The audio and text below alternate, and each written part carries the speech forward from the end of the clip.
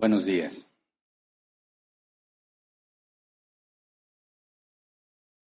La semana pasada iniciamos con la serie sobre la intercesión.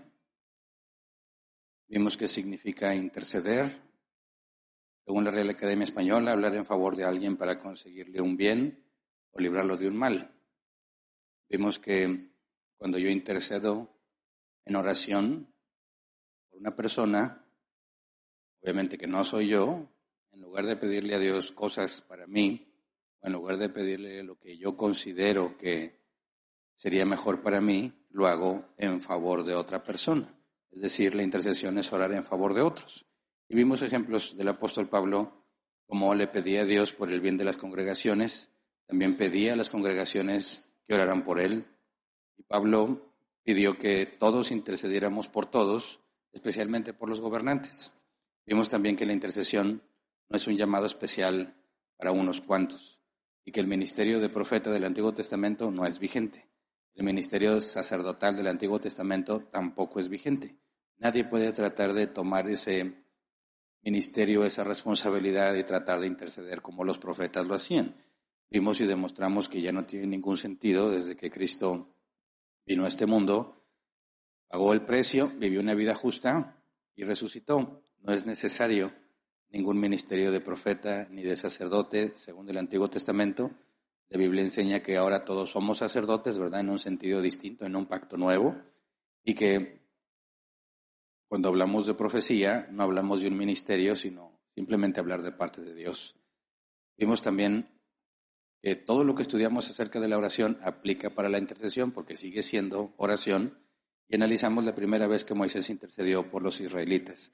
Y les comentaba que esas primeras veces donde Moisés intercede pueden ser confusas a la hora de interpretarlas. Vimos la primera vez que intercede por el pueblo y demostramos que Moisés no estaba dando órdenes ni reclamando algo a Dios. El propósito de su petición es que Dios fuese glorificado. Estaba suplicando conforme a su voluntad.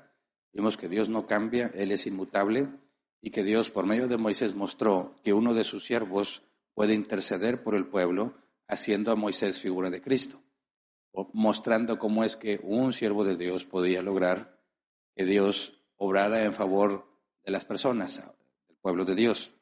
Y eso nos apuntaba a, en última instancia, el mejor de los profetas, el profeta perfecto, que era Jesús. Entonces ahí nos quedamos la semana pasada y el día de hoy vamos a tomar la segunda vez que Moisés intercede, porque también tristemente es usada como fundamento de una doctrina que se desvía de lo que dice la Escritura.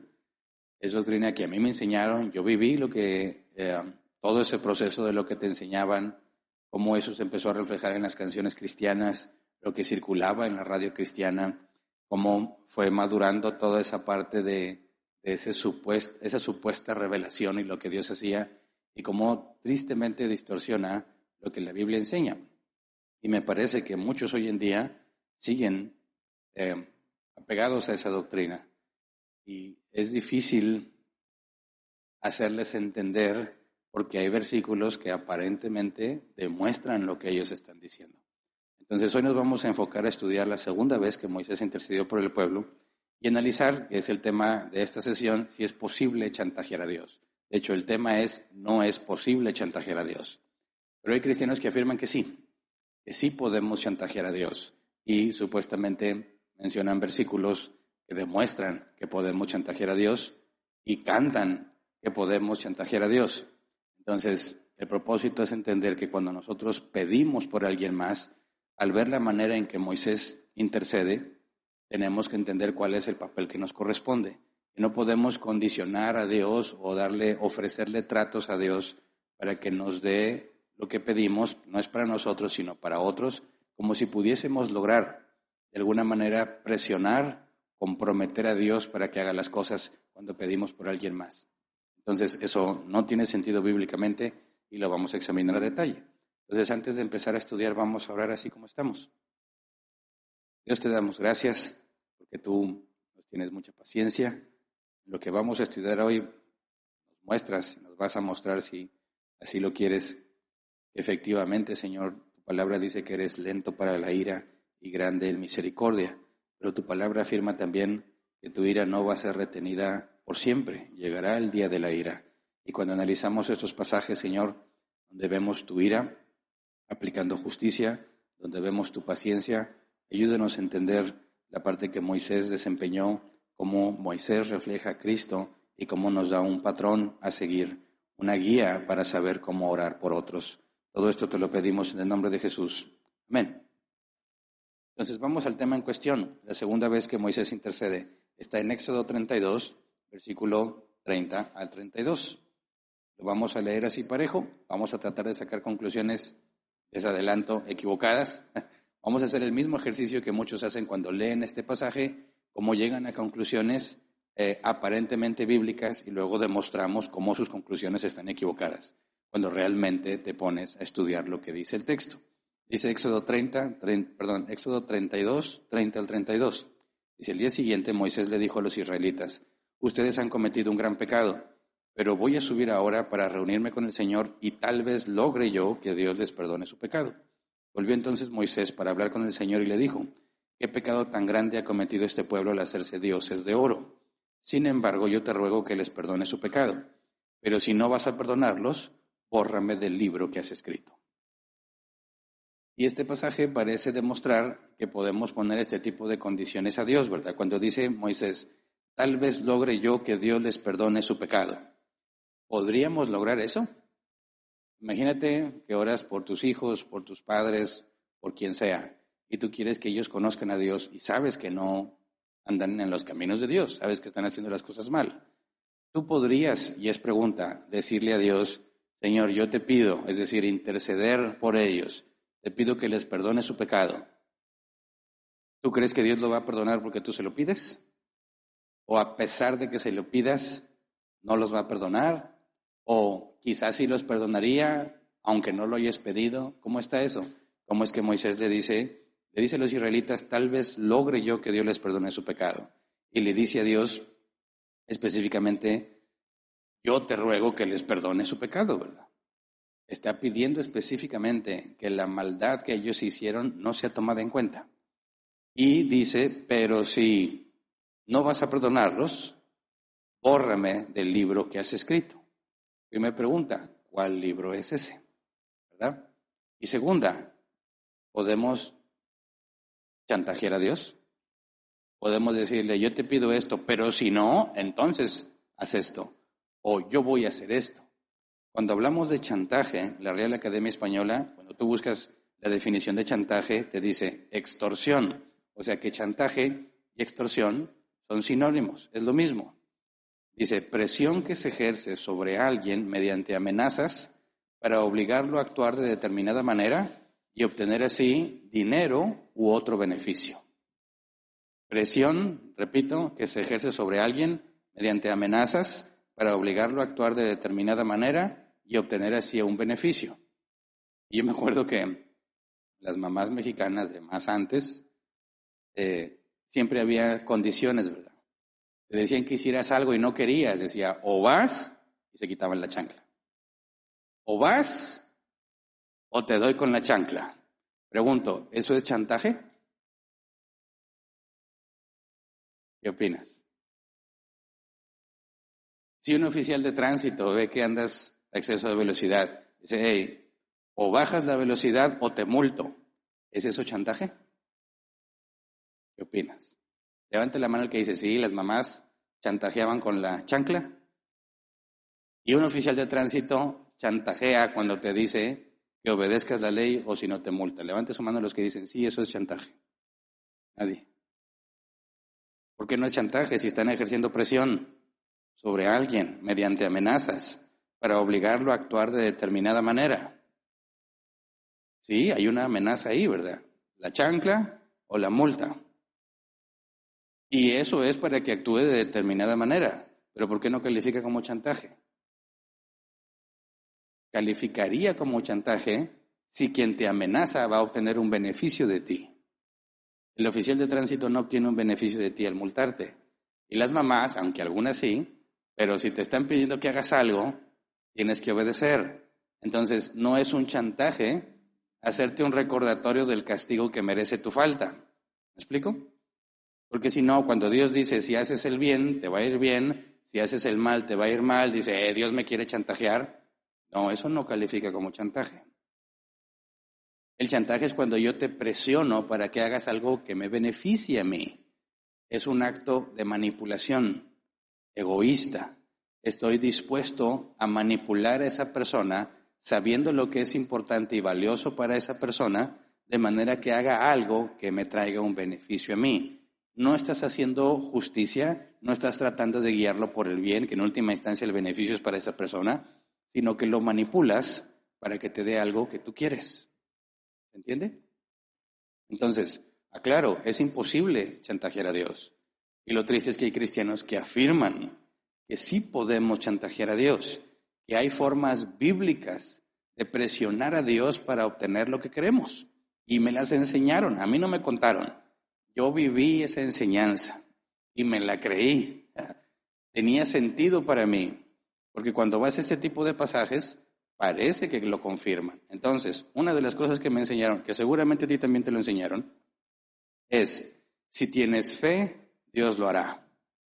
¿Lo escuchaste alguna vez? Si tienes fe, Dios lo hará.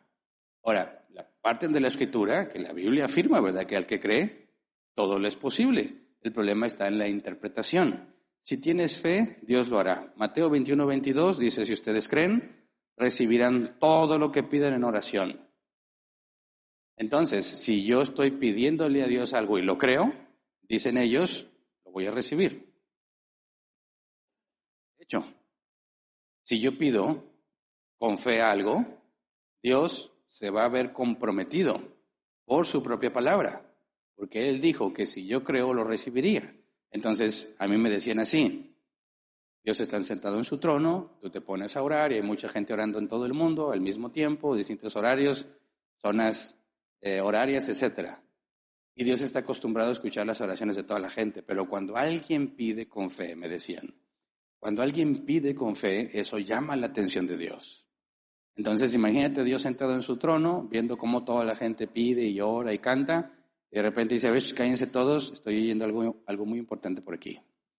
Y hace un zoom como en Google Maps y llega a mi casa. Y me ve que yo estoy bien convencido, tengo toda la fe de que esto que le estoy pidiendo Dios me lo va a dar. Y el predicador decía, Dios dice, wow, qué gran fe, como cuando Jesús dijo sobre la fe del centurión, no he encontrado fe más grande en todo Israel. Entonces decía, caray, bueno, Jesús sí dijo que no había fe más grande que la del centurión en ese momento. Quizás tiene mucho sentido bíblico, que si yo estoy bien convencido y Dios ve toda la fe que tengo, entonces Dios se ve comprometido a cumplir con su palabra, porque según ellos dicen que si crees, recibirás todo lo que pidas en oración. Entonces, esta doctrina se empieza a propagar y llega a las canciones que se cantan en las iglesias, y luego en una iglesia sale a otras iglesias y la escuchas en el radio, y la canción, en una de sus estrofas dice, no la voy a cantar porque no es mi don, pero dice, pero sé que mi fe compromete tu poder y tú lo harás.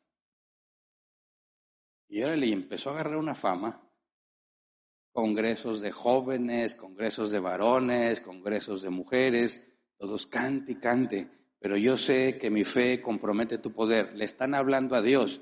Dios, yo sé que mi fe compromete tu poder y tú lo harás. Y lo asombroso es que los ves con los ojos cerrados, las manos levantadas, con lágrimas en sus ojos.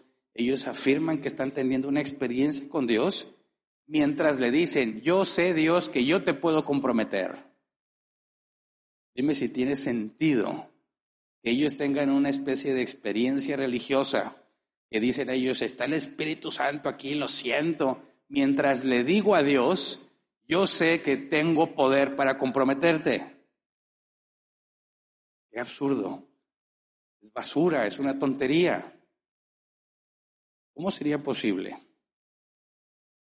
Luego le agregaban, Dios no permitirá que seamos avergonzados. ¿Lo escuchaste? Dios no permitirá que seamos avergonzados. Supuesto versículo base, Romanos 10:11. Reina Valera 60 dice, pues la Escritura dice, todo aquel que en él creyere no será avergonzado. Así que si tú le decías a una persona, oye, yo estoy bien convencido de que Dios me va a conceder esto, ¿ya se lo dijiste a alguien? Y la Biblia dice que todo aquel que en él creyere no será avergonzado. Entonces, cuando se lo dijiste a alguien más con toda la fe necesaria, Dios está comprometido a cumplirte lo que pediste, porque de lo contrario serías avergonzado. Y Él prometió que el que en Él crea no será avergonzado.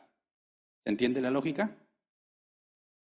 Entonces, si yo te dijera hoy, les dijera delante de todos, comprometería más a Dios, porque no nomás soy yo uno, sino que oyeron todos ustedes. Y estarían oyendo donde quiera que nos sigan en línea.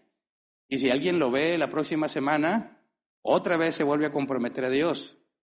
Imagínate que yo te dijera, yo estoy plenamente convencido de que Dios me va a dar un carro nuevo antes de que se acabe el año. Y tengo fe. Y ya lo dije.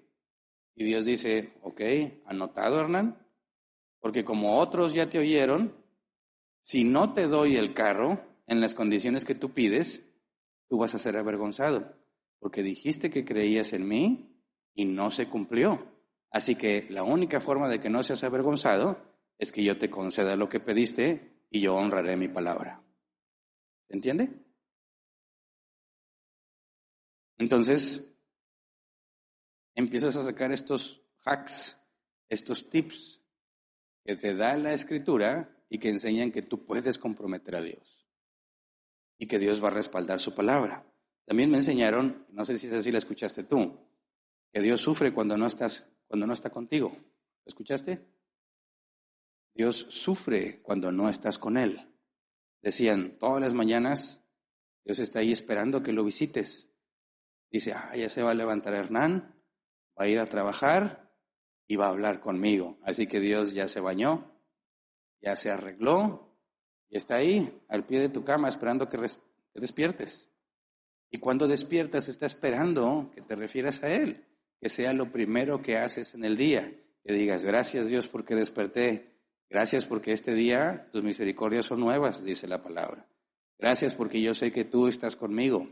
Gracias porque yo sé que a pesar de que me porto mal, tú no eres infiel, permaneces fiel. Pero eso casi no lo hace nadie, ¿verdad? Te levantas y dices, ya es bien tarde, y corres a bañarte o mal bañarte o simular que te bañaste. Medio mal comes si es que puedes y te vas rápido. Y Dios ahí se quedó viendo cómo hacías todo y nunca le dirigiste una sola palabra. Y Dios sufre. A Dios le duele. Dice, Hernán no me habló. Otra vez. No lo hizo ayer, no lo hizo hace 2 días, no lo hizo el mes pasado. Pero Dios ahí está esperando que le hables porque te anhela. Porque Él no puede estar sin ti. Tanto te ama que vino a este mundo a morir por ti, me decían, para que te des cuenta de lo que Él es capaz de hacer. Prácticamente estaban diciendo que Dios era como una novia tóxica. Y ahí está, insiste a ver si le haces caso. Y que te reclama si no le hablas. Y al principio esa doctrina me hacía sentir muy amado por Dios. A mí nadie me quiere así. Que Dios me quiera así me hizo sentir importante.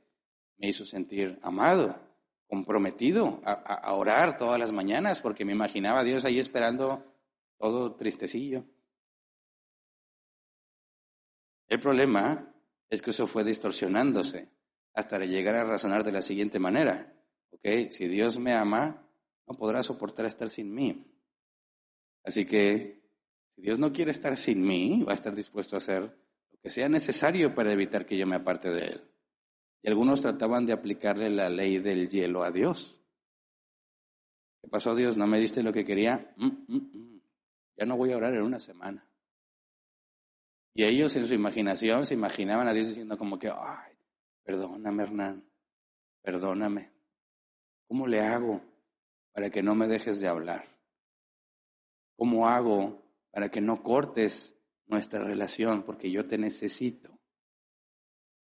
Fíjese cómo se va degradando la doctrina y se degrada más la santidad de Dios y se degrada la perfección de Dios y se degrada la justicia de Dios al reducirlo a una especie de chica con problemas mentales, con problemas de autoestima, totalmente dependiente de un hombre. Y así visualizan a Dios. Y cantan con los ojos cerrados, con mucho sentimiento, como cuando entras a una cantina y están cantando esas que llegan, que dice, estoy aquí borracho por una mala mujer, y están llorando. Yo no dudo que sientan cosas, sienten y sienten profundamente, y siguen tomando y siguen cantando y se desahogan, y eso mismo pasa con muchos que se llaman cristianos. ¿Cómo es posible que le canten a Dios? Yo sé que yo puedo comprometerte y que tú lo vas a hacer, y dicen que sienten a Dios. ¡Qué tontería! Las tonterías que hacemos por una mala doctrina. Cuando una persona condiciona a otra en cosas emocionales, si no haces esto por mí, no me quieres entonces, y esta relación se termina. Eso es chantaje emocional. Chantaje emocional. Si tú no haces esto que yo te pido, para mí un beneficio, entonces no me quieres. No, sí te quiero. No me quieres. Sí, de veras, sí te quiero. A ver, hazlo. Hazlo si realmente me quieres. Chantaje emocional. Ahora, ¿qué está haciendo Moisés? Éxodo 32. Sin embargo, palabras de Moisés, yo te ruego que les perdone su pecado. Pero si no vas a perdonarlos, bórrame del libro que has escrito. ¿Es esto chantaje emocional o no? Moisés está diciéndole a Dios, o los perdonas o me pierdes. ¿Sí? O los perdonas a ellos o yo me voy junto con ellos. ¿Eso es? Ese es el peligro cuando tú escuchas personas que citan un versículo bíblico y luego le ponen muchas ideas encima, justo como acabo de hacerlo. Te cito un pasaje bíblico, te explico muchas cosas, otros pasajes sin contexto, formo mi idea y se los pongo al texto y digo, ahí dice, no es cierto, no dice nada de eso. No dice nada de eso. Y eso es lo que tenemos que probar. Porque muchos aseguran que son bíblicos. Y deja tú lo que las cosas que ellos hagan. La Biblia advierte claramente que habría falsa doctrina, falsos maestros, y que la gente correría a escucharlos, ansiosos, con hambre de escuchar lo que los falsos maestros les dicen. Lo que me preocupa es que los cristianos que genuinamente buscan a Dios concluyan así de mal y piensan que porque se cita un versículo bíblico o varios, entonces es bíblico. No, claro que no. Leer versículos bíblicos para soportar una teoría propia no es bíblico. Tenemos que escudriñar un poco más. Entonces, primero hay que aclarar, Dios no necesita nada. ¿Me explico? Dios no necesita nada.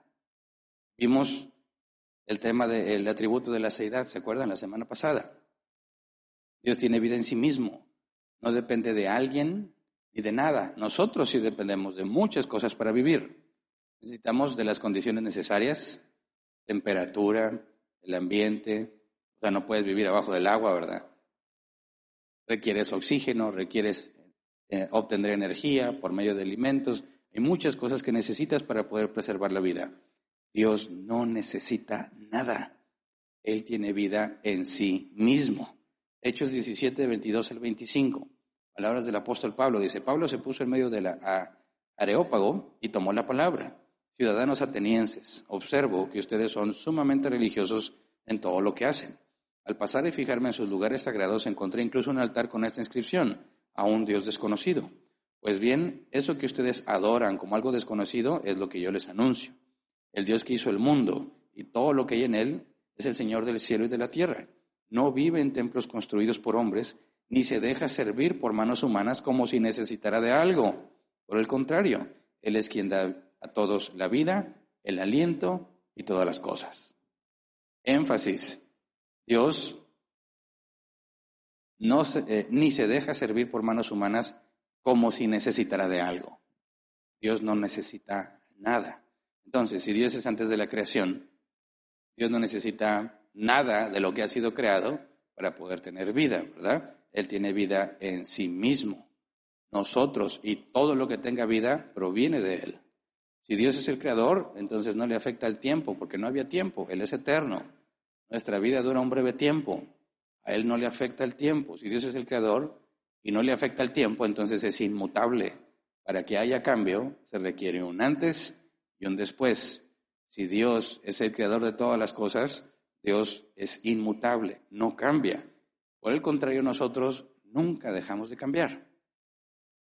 Si Dios es el creador, entonces no ocupa un lugar en el espacio, no tiene materia, es infinito. Y ser infinito no significa que es tan grande que abarca todo el universo. Ser infinito es decir, Él no necesita materia, no tiene ni ocupa un lugar en el espacio. Entonces no es que esté tan grande como el universo que está en todas partes, no. Decimos que todo Él está en todas partes al mismo tiempo. Es una forma de explicar que no tiene restricción física. Y si Dios es el creador, entonces no necesita nada, por lo tanto es perfecto. Perfecto es que no le falta ni le sobra. Entonces, aclaramos, es imposible que tú puedas presionar a Dios por algo que Él quiere o por algo que Él dijo, como si tú pudieras proveerle de algo que necesita. No tiene ningún sentido. Eso es lo que creen los paganos. Eso es lo que creían los griegos. Tú, desde los egipcios le construyes un templo donde su Dios viene y ahí está, y tú le tienes que dar ofrendas porque de ahí vivían los dioses, tanto los egipcios como los griegos. Y si tú no se la dabas, pues no te daba nada a cambio. Pero si tú le ayudabas, entonces Él te ayudaba a ti. Pero ahí el factor, el punto en común es que necesitan que tú les des algo. Pero Dios no necesita nada de nosotros. No hay forma en que lo puedas presionar, no hay forma en que puedas negociar con Él. Para poder negociar con otra persona, necesitas saber qué es lo que a esa persona le interesa, que tú le puedes dar. Si a esa persona no le interesa nada de lo que tú le puedes dar, no puedes negociar con él. No puedes negociar con esa persona porque no hay ningún interés que tú puedas suplir. Entonces, cuando tú tratas de negociar con Dios y decirle, si no me das esto, entonces yo hago esto, es como si tú estuvieras diciéndole a Dios, esto que tú necesitas de mí, no te lo voy a dar a menos que hagas lo que yo te pido. ¡Qué tontería! Eso es un ídolo, un falso Dios que tiene necesidades. Pero el Dios de la Biblia es perfecto, no necesita nada. Así que vamos a analizar el contexto de lo que está haciendo Moisés y resolver este aparente problema, porque un texto sin contexto, usado como pretexto, convence a muchas personas. Pero si analizamos el contexto inmediato, qué es lo que está pasando, por qué Moisés dice eso, de qué libro está hablando, podemos llegar a una interpretación correcta. Así que analicemos el contexto. Primero recordemos, Éxodo 32:30. Dice, al día siguiente, Moisés le dijo a los israelitas, ustedes han cometido un gran pecado, pero voy a subir ahora para reunirme con el Señor y tal vez logre yo que Dios les perdone su pecado. Tal vez, el hebreo es literalmente tal vez. Dice, tal vez les perdone, en hebreo, cubrir, pacificar, hacer propiciación. Proviene de una palabra hebrea que se traduce como precio de una vida, rescate, suma de dinero. Incluso se podría traducir en un sentido negativo como soborno. Está diciendo Moisés, tal vez yo logre que la deuda que ustedes tienen sea cancelada. Eso es lo que Jesús hizo en la cruz. Pagó el precio de la vida de sus elegidos para salvación. ¿Qué es lo que pretende hacer Moisés? Lo que Jesús hizo. Moisés dice, tal vez logre yo, de alguna manera, que esa deuda que ustedes tienen por el pecado sea cancelada, que se cubra el precio, que se aparte la ira. Esa es la propiciación. Expiación, la palabra que leemos en el Antiguo Testamento en la Reina Valera 60, expiación es quitar el pecado. Propiciación es quitar la ira, porque si ya no tienes falta, ya no hay ira que demande justicia. Expiación y propiciación van juntas. Pero no puede haber propiciación si no hay expiación. Si no quitas el pecado, la ira no puede ser apaciguada. Entonces, para obtener propiciación, que Dios no descargue su ira sobre alguien, habría que eliminar primero el pecado, expiación. Aún no estaba instituido el sistema sacrificial. Tenemos evidencia bíblica desde Caín y Abel que ya había sacrificios, ya había ofrendas presentadas a Dios. Pero aún no estaba toda la ley de Moisés y el sistema sacrificial en funcionamiento. Ni siquiera había sido revelado todavía. Entonces Moisés está diciendo, voy a ver si es posible que yo logre de alguna manera que tu deuda, que la deuda de todos los israelitas sea cancelada. Pero ¿qué hace que Moisés busque eso? Moisés va a pedir el perdón para todos los que pecaron, para todos los israelitas o solo para algunos. Moisés va a decir, ¿perdona a todos los israelitas? ¿O está hablando de específicamente perdona a estos israelitas? Y eso es importante porque cuando hablamos de esa intercesión, no es una intercesión por todo el mundo. Moisés está intercediendo o por todos los israelitas o por algunos israelitas. Y también habíamos visto la semana pasada, en Éxodo 32:14, dice, entonces el Señor se calmó y desistió de hacerle a su pueblo el daño que le había sentenciado. Moisés ya había intercedido una vez y Dios había pospuesto su ira, porque más adelante iba a hacer justicia. Y nos mostró que la intercesión de un hombre declarado justo por Dios, de un siervo de Dios, podía lograr cosas. Como demostramos que la oración sí cambia las cosas, pero no cambia a Dios. En la intercesión es exactamente el mismo criterio. Podemos lograr que las cosas cambien. Podemos lograr que Dios haga algo al respecto porque Dios eligió ese medio para hacerlo, no porque cambies a Dios. Y de ninguna forma podría chantajearlo.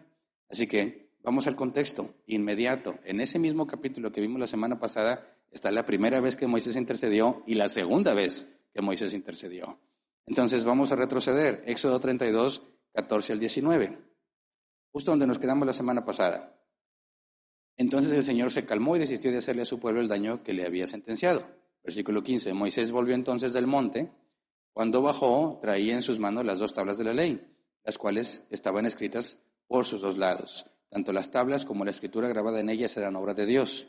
Cuando Josué oyó el ruido y los gritos del pueblo, le dijo a Moisés, se oyen en el campamento gritos de guerra. Pero Moisés respondió, lo que escucho no son gritos de victoria, ni tampoco lamentos de derrota. Más bien lo que escucho son canciones. Cuando Moisés se acercó al campamento y vio el becerro y las danzas, ardió en ira y arrojó de sus manos las tablas de la ley, haciéndolas pedazos al pie del monte. Recordemos que Moisés había subido 40 días y 40 noches en el monte. Dios le reveló los 10 mandamientos. Dice específicamente, les dio las tablas, escritas por ambos lados. Tanto las rocas, las tablas como la escritura era de Dios. Él viene a comunicárselas al pueblo. La semana pasada vimos que Dios le dijo, hey, ya abajo ya se corrompieron, ¿verdad? Ya las cosas están muy mal, fue lo que vimos la semana pasada. Moisés intercede por ellos y Dios dice, ok, desiste la ira en ese momento. Ahora sí, en este punto Moisés baja y nos enseña que ahí estaba Josué. Josué estaba al servicio de Moisés. Y dicen, se oye algo ahí abajo. ¿Será que están en guerra?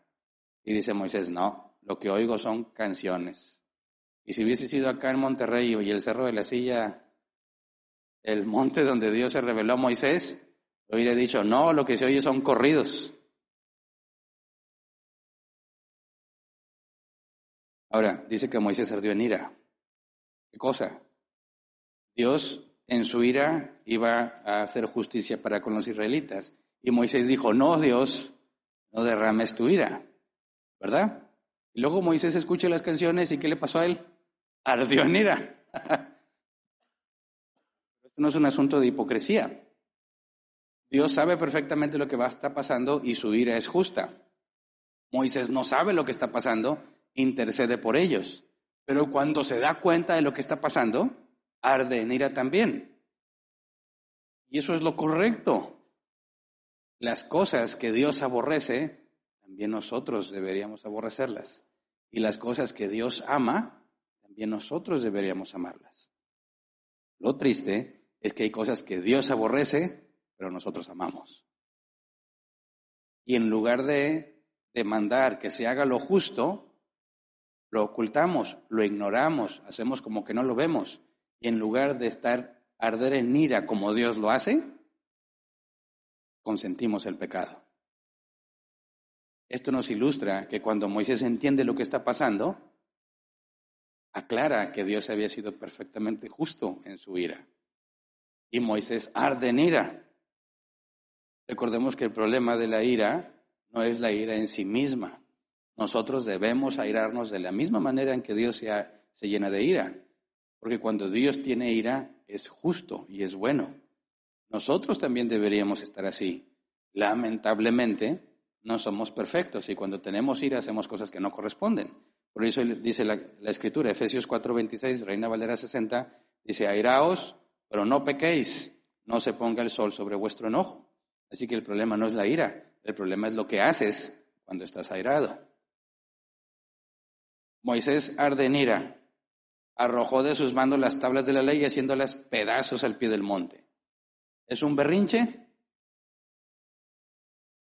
Dijo Moisés, me tienen harto, ahí está, ya no lo soporto, como cuando alguien se enoja y le da una patada a la puerta. Y agarra un vaso y lo estrella porque está bien enojado. ¿Es eso lo que está haciendo Moisés? ¿Para qué eran las tablas? ¿Cuál era la base de las tablas de los 10 mandamientos?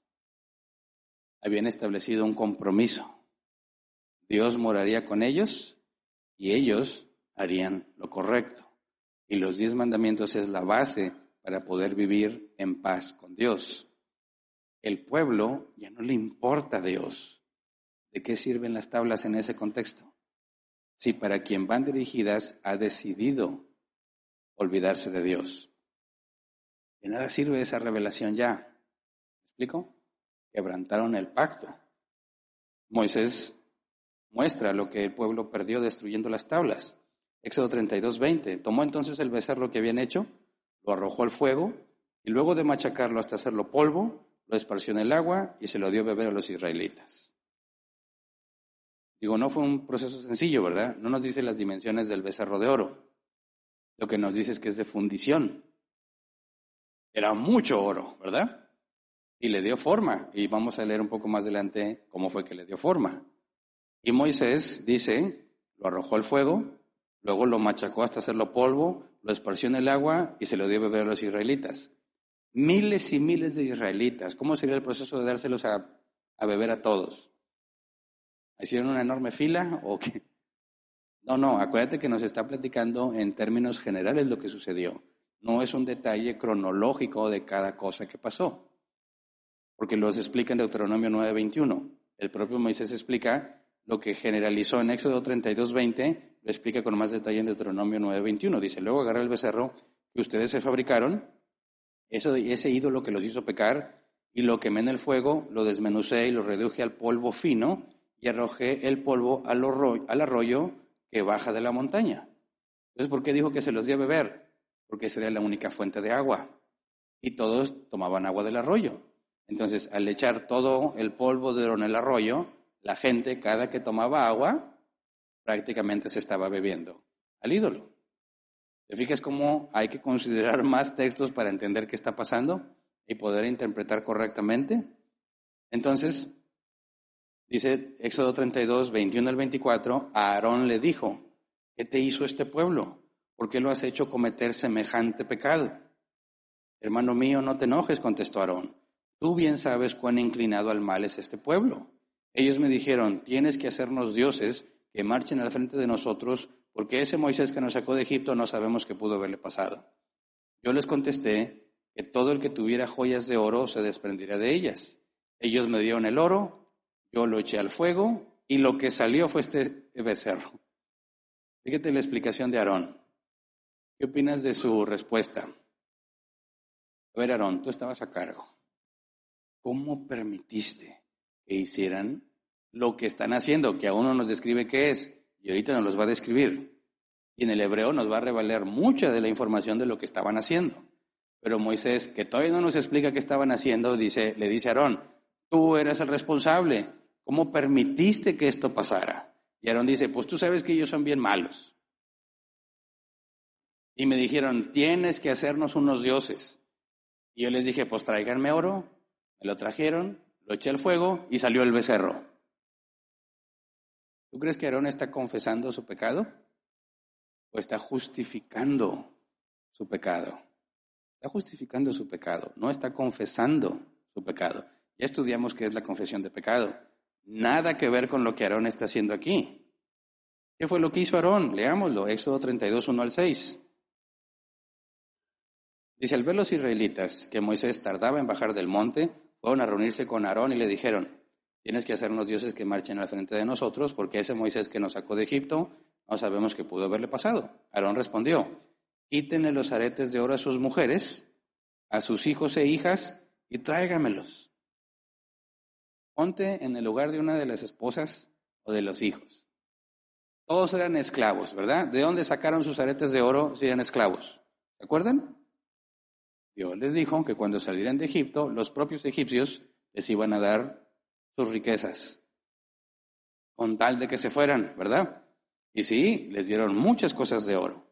Entonces, imagínate, alguien que nunca tuvo nada, va a salir, los egipcios te regalan el oro, aretes, los aretes de aquel entonces no iban en las orejas, ¿verdad? ¿Dónde iban? La nariz. Alguna vez escuché a un muchacho que andaba muy rebelde, que traía arete en la nariz que decía que era bíblico. Pues sí, pero la narrativa no es normativa, ¿verdad? El hecho de que esté narrado no significa que es una obligación para los creyentes. Entonces imagínate que está la señora y están los hijos con sus aretes de oro bien felices porque nunca habían tenido. Los hombres van a hablar con Aarón y llegan y dicen, pues dice Aarón que nos den los aretes. Pero ¿cómo por qué? Dios dijo que nos lo iban a dar, cáenle con los aretes. Muchachos, muchachas, cáenle. Todos traigan esos aretes porque vamos a hacer un ídolo, un becerro. Versículo 3, todos los israelitas se quitaron los aretes de oro que llevaban puestos y se los llevaron a Aarón, quien los recibió y los fundió, luego cinceló el oro fundido e hizo un ídolo en forma de becerro. ¿Cómo fue que lo resumió Aarón? Pues me trajeron el oro, lo eché a fuego y salió el becerro. A empezar, ¿a quién se le ocurrió lo del oro? A Aarón. ¿A quién se lo llevaron? A Aarón. ¿Quién hizo todo el proceso de fundición? Aarón. ¿Quién le dio forma al becerro? Aarón. ¿Cómo es que trajeron el oro, lo echó al fuego y salió? ¿Te das cuenta? No está confesando su pecado, está justificándose. Versículo 4. Quien los recibió y los fundó, luego cinceló el oro fundido e hizo un ídolo en forma de becerro. Entonces exclamó el pueblo, Israel, aquí tienes a tus dioses que te sacaron de Egipto. Cuando Aarón vio esto, construyó un altar enfrente del becerro y anunció, mañana haremos fiesta en honor del Señor. Pausa. Eso no se lo contó a Moisés, ¿verdad? Cuando Moisés lo confrontó. Porque ya está el becerro y Aarón se queda viendo y dice, pues hagámosle un altar. Y hace Aarón el altar y lo pone frente al becerro. Y es Aarón quien dice, mañana haremos fiesta en honor del Señor. ¿Cómo? ¿Quién era el becerro entonces para ellos? ¿Otro Dios? No. El becerro era la imagen de Dios para ellos. Y Aarón hace el becerro y dice, este es Dios. Y mañana haremos una fiesta en honor del Señor. Es Aarón quien les dice, este becerro es la imagen de Dios. ¿Y qué dice uno de los primeros mandamientos? No te harás imagen ni semejanza de nada de lo que esté en el cielo, en la tierra, debajo de la tierra. No te inclinarás entre ellos ni los honrarás, porque yo soy el Señor tu Dios. Pero Aarón no había leído los 10 mandamientos, porque Moisés apenas venía con las tablas y las destruyó.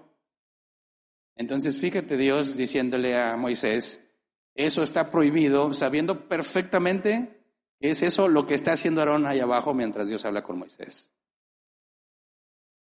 Mañana haremos fiesta en honor del Señor, versículo 6. En efecto, al día siguiente los israelitas madrugaron y presentaron holocaustos y sacrificios de comunión. Luego el pueblo se sentó a comer y a beber y se levantó para entregarse el desenfreno. Se convirtió en una fiesta a Dios y todos dijeron, excelente, vamos a dormirnos temprano, a levantarnos temprano, ofrecemos unos sacrificios a Dios, que está el becerro ahí. Luego se sentó a comer y a beber. Dice, y se levantó para entregarse al desenfreno. ¿Qué es desenfreno aquí? En el original, la palabra se traduce como reír o burlarse. O sea, en el sentido positivo es reírse, en el sentido negativo es burlarse. Puede denotar una gama de emociones y acciones desde la risa alegre hasta la burla desdeñosa. El contexto en el que se usa a menudo determina si la risa es positiva, como la alegría, o negativa, como la burla. Entonces, ¿qué hizo el pueblo? Se sentó a comer, a beber y a reírse. Estaban felices. ¿Qué es lo que Moisés oyó cuando venían bajando? Canciones. Entonces estaba la fiesta, pero muy bien que estaba la fiesta, con todo. Carnita asada, ¿verdad? Porque esos son los sacrificios. Los sacrificios era cordero asado. Ahí no especifica que era cordero, todavía no está en la reglamentación. Pudo haber bien sido un buen corte, ribeye, tomahawk, un poquito de arrachera. Fíjate, para nosotros, acá de Monterrey, del norte de México, eso es común. Hacer una carnita asada y que pongan las canciones y que canten mientras echan la carnita y toman, es algo muy natural aquí en nuestra cultura. Bueno, así estaban los israelitas. Quiero que te imagines esa condición, porque de ahí viene el problema. No se inventaron un Dios nuevo. Ellos seguían diciendo que era el mismo Dios que los sacó de Egipto. Pero como Moisés ya no estaba, ahora el becerro es nuestra guía. El becerro nos va a hablar lo que Dios quiere. En aquel entonces el contexto de un ídolo no es como muchos imaginan, dicen la gente como era, que piensa que ese monito les va a hablar. No, pensaban que ese mono, esa figura, era el medio por el cual su Dios hablaba. ¿Se entiende? Yo creo que ahora hemos llegado a cosas peores que ni en aquellos tiempos hacían. Ahora la gente literalmente piensa que ese monito, si le sobas los pies, te va a dar un favor. En aquel entonces sabían que ese mono no tiene nada, pero por ahí hablaba su Dios. Entonces, vamos a presentarle ofrendas a Dios. Comamos, bebamos y disfrutemos. Y diría, ¿y cuál es el problema, Hernán? ¿No están haciendo nada malo? ¿O sí? Ni siquiera sabían lo de los 10 mandamientos. No se los había leído Moisés. Los destruyó cuando escuchó el pachangón que tenían. ¿Por qué se enoja Moisés entonces? Ay, Moisés, relájate, cuenta hasta 10. ¿Cuál es el problema? ¿El becerro? Pues, ¿no? O sea, hacemos otra cosa, no te preocupes. ¿Por qué eres tan exagerado, tan extremista, Moisés?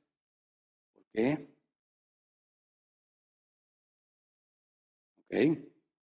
Mañana haremos fiesta en honor al Señor. Yo voy a leerte lo que dice el comentario de Ellicott. Dice, quizás Aarón se jactaba de que, al liderar el movimiento, podría controlarlo e impedir que se convirtiera en una apostasía total del Señor. En su opinión, sin duda, el becerro era un emblema de Jehová y el culto que se le rendía era adoración a Jehová. Por lo tanto, la fiesta que proclamó sería una fiesta para Jehová, pero cuán poco capaz era de guiar los acontecimientos ni de impedir que los peores males de la idolatría se manifestaran rápidamente.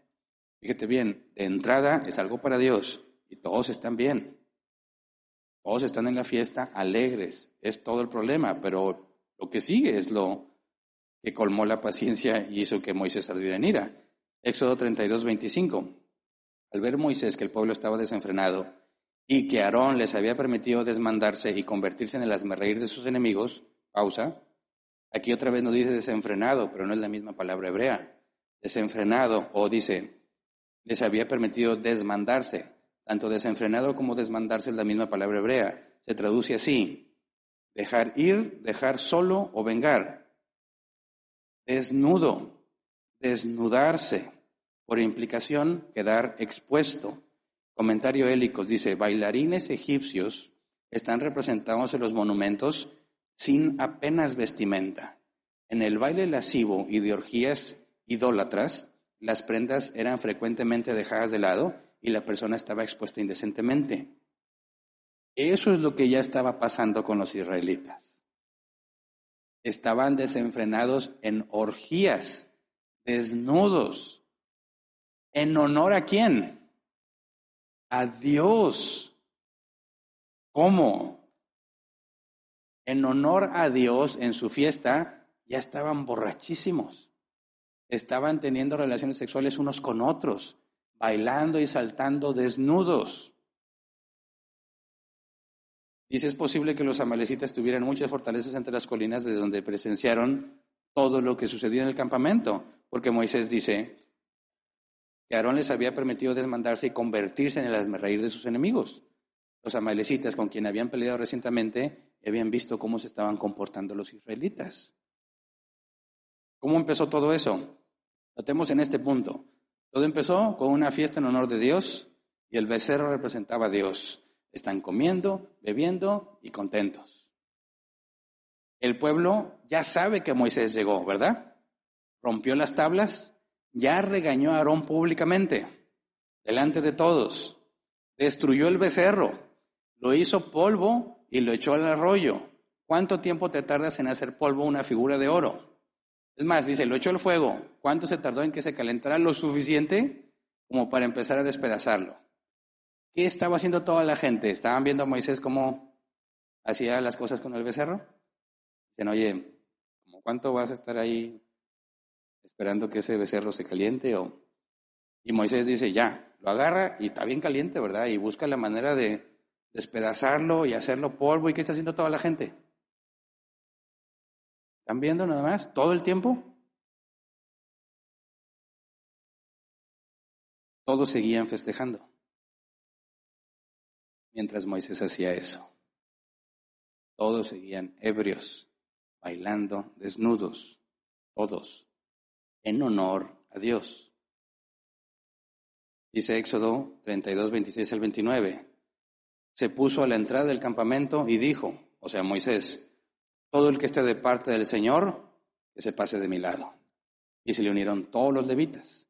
Entonces les dijo Moisés, el Señor, Dios de Israel, ordena lo siguiente, cíñase cada uno la espada y recorra todo el campamento de un extremo al otro y mate al que se le ponga enfrente, sea hermano, amigo o vecino. Los levitas hicieron lo que les mandó Moisés y aquel día mataron como a 3,000 israelitas. Entonces dijo Moisés, hoy han recibido ustedes plena autoridad de parte del Señor. Él los ha bendecido este día, pues se pusieron en contra de sus propios hijos y hermanos. Y dice, ¿qué? ¿Que Dios le dijo qué? Yo he escuchado cristianos que digan, no, mi Dios es un Dios de amor. Nunca haría eso. Dios más bien hubiera dicho, a ver, ya, los perdono a todos. Son mis hijos como quiera. ¿Qué es lo que Dios mandó que hicieran? Que los levitas mataran a todos los que se les pusieran enfrente, sin importar que fueran sus amigos, sus hijos. ¿Y qué más dice? Y sus hermanos. No importa que sean tus amigos o tu familiar. ¿Cómo es que un Dios de amor hace eso? Y el levita, que fue y lo hizo, ¿como cuántos mataron? 3,000. Pero ¿como cuántos eran? Eran como 12,000. ¿Pero qué fue lo que pasó? Ok, Moisés baja, todo ese contexto, todos vieron que se regañó a Aarón, que se destruyó el becerro, no les importa. Siguen con su fiesta, siguen en su orgía, siguen celebrando. Y Moisés les dice, basta. Entre todos los que están en el pueblo, ¿quiénes no están de acuerdo con eso? Los que están del lado de Dios, es decir, que no están de acuerdo con lo del becerro, que no estén de acuerdo con esa fiesta, con esos excesos, pásense de este lado. Y los únicos que pasaron fueron los levitas. Ahora sabemos que de 12,000 que salieron, ¿cuántos serían los levitas? No eran la gran mayoría. Ese dato es importante, porque nos dice más sobre lo que pasó. Entonces, Dios está diciendo por medio de Moisés, todo aquel, no importa que haya participado de la fiesta, tiene ahorita la oportunidad. ¿Te vienes del lado de Dios o te quedas con ellos? Moisés está haciendo una separación entre aquellos a los que no participaron por permanecer fieles a Dios, o aunque participaron, Dios les dio arrepentimiento. Pásense de este lado. Y nos dice que solo los levitas pasaron de este lado, ¿verdad? Luego dice la NBI, maten al que se le ponga enfrente, sea hermano, amigo, vecino. La Reina Valera 60 dice, matad cada uno a su hermano y a su amigo y a su pariente. ¿Matar a quiénes? La gente ya está dividida en dos grupos. Los que están con Dios y los que están con el fiestón. Los que quieren seguir celebrando. Los que dicen, ¿y esto qué tiene de malo? No tiene nada de malo. ¿Me explico? ¿O es el estándar de Dios con el que juzgas tu vida? ¿O es tu propio estándar? Es exactamente lo mismo que se le dijo a Adán y Eva. El día que comas de este árbol, tú vas a decidir entre el bien y el mal, tu propio estándar. No lo comas. Vive bajo mi estándar, dice Dios. Adán y Eva decían, ¿nos quedamos con el estándar de Dios? ¿Dios dice que es bueno y que es malo? ¿O nuestro propio estándar y nosotros decimos que es bueno y que es malo? ¿Y quién fue la primera en decidir que quería su propio estándar? Eva.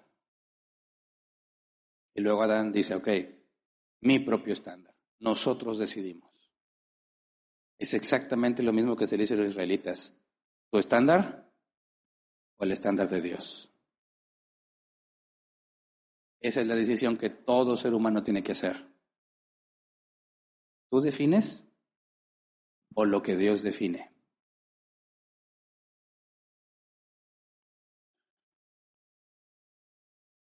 Los levitas debían matar a todos los que se quedaron del lado opuesto.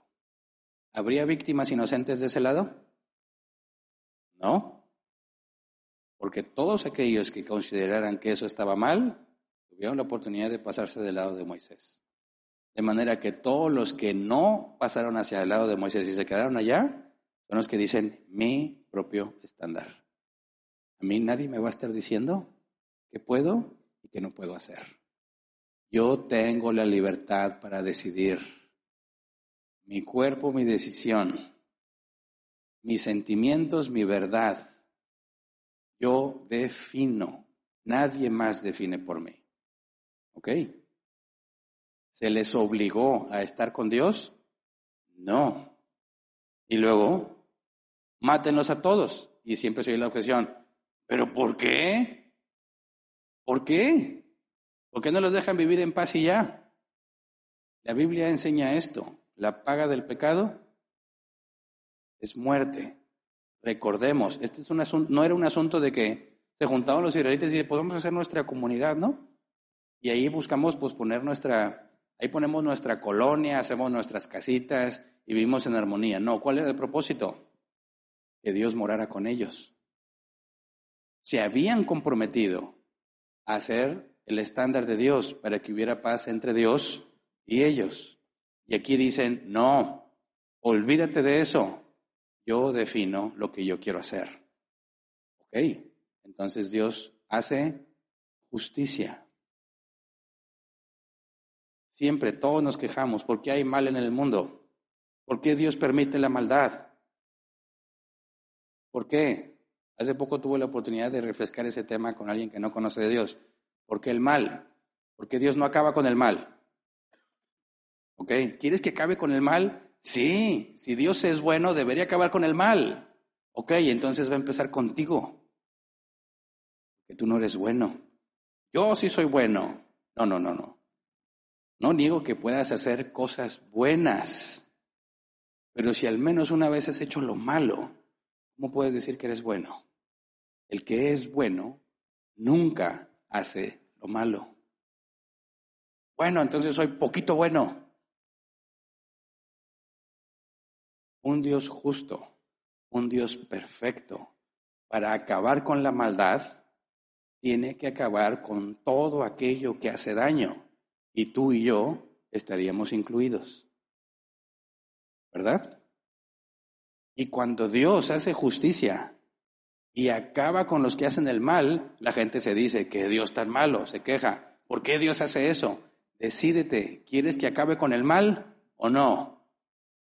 Si no acaba con el mal, ¿qué clase de Dios deja que el mal siga existiendo? Acaba con el mal, ¿qué clase de Dios mata a las personas? El punto es, o estás con Dios o estás contra Él. Fue lo que dijo Jesús. No hay puntos medios. Todos merecemos la muerte porque todos hemos hecho lo malo, al menos una vez en la vida. Tenemos la capacidad de hacer el mal y seguimos haciendo el mal. Y decimos, Señor, ven, acabamos de cantarlo, Señor, ven, ¿qué implica que Él venga? Que haga justicia. ¿Y acabaría con quiénes? Con todos los seres humanos, sin excepción. ¿Cómo es que hay salvación? Porque Dios pagó la deuda, no porque tú hagas el bien. Entonces, ¿por qué Dios le dice, maten a todos los que están en el campamento opuesto? Es exactamente lo que implica la justicia. Es lo que Pablo dice en Romanos 13, con la autoridad que tenía autoridad para portar la espada. Cuando hablamos de la pena de muerte lo explicamos.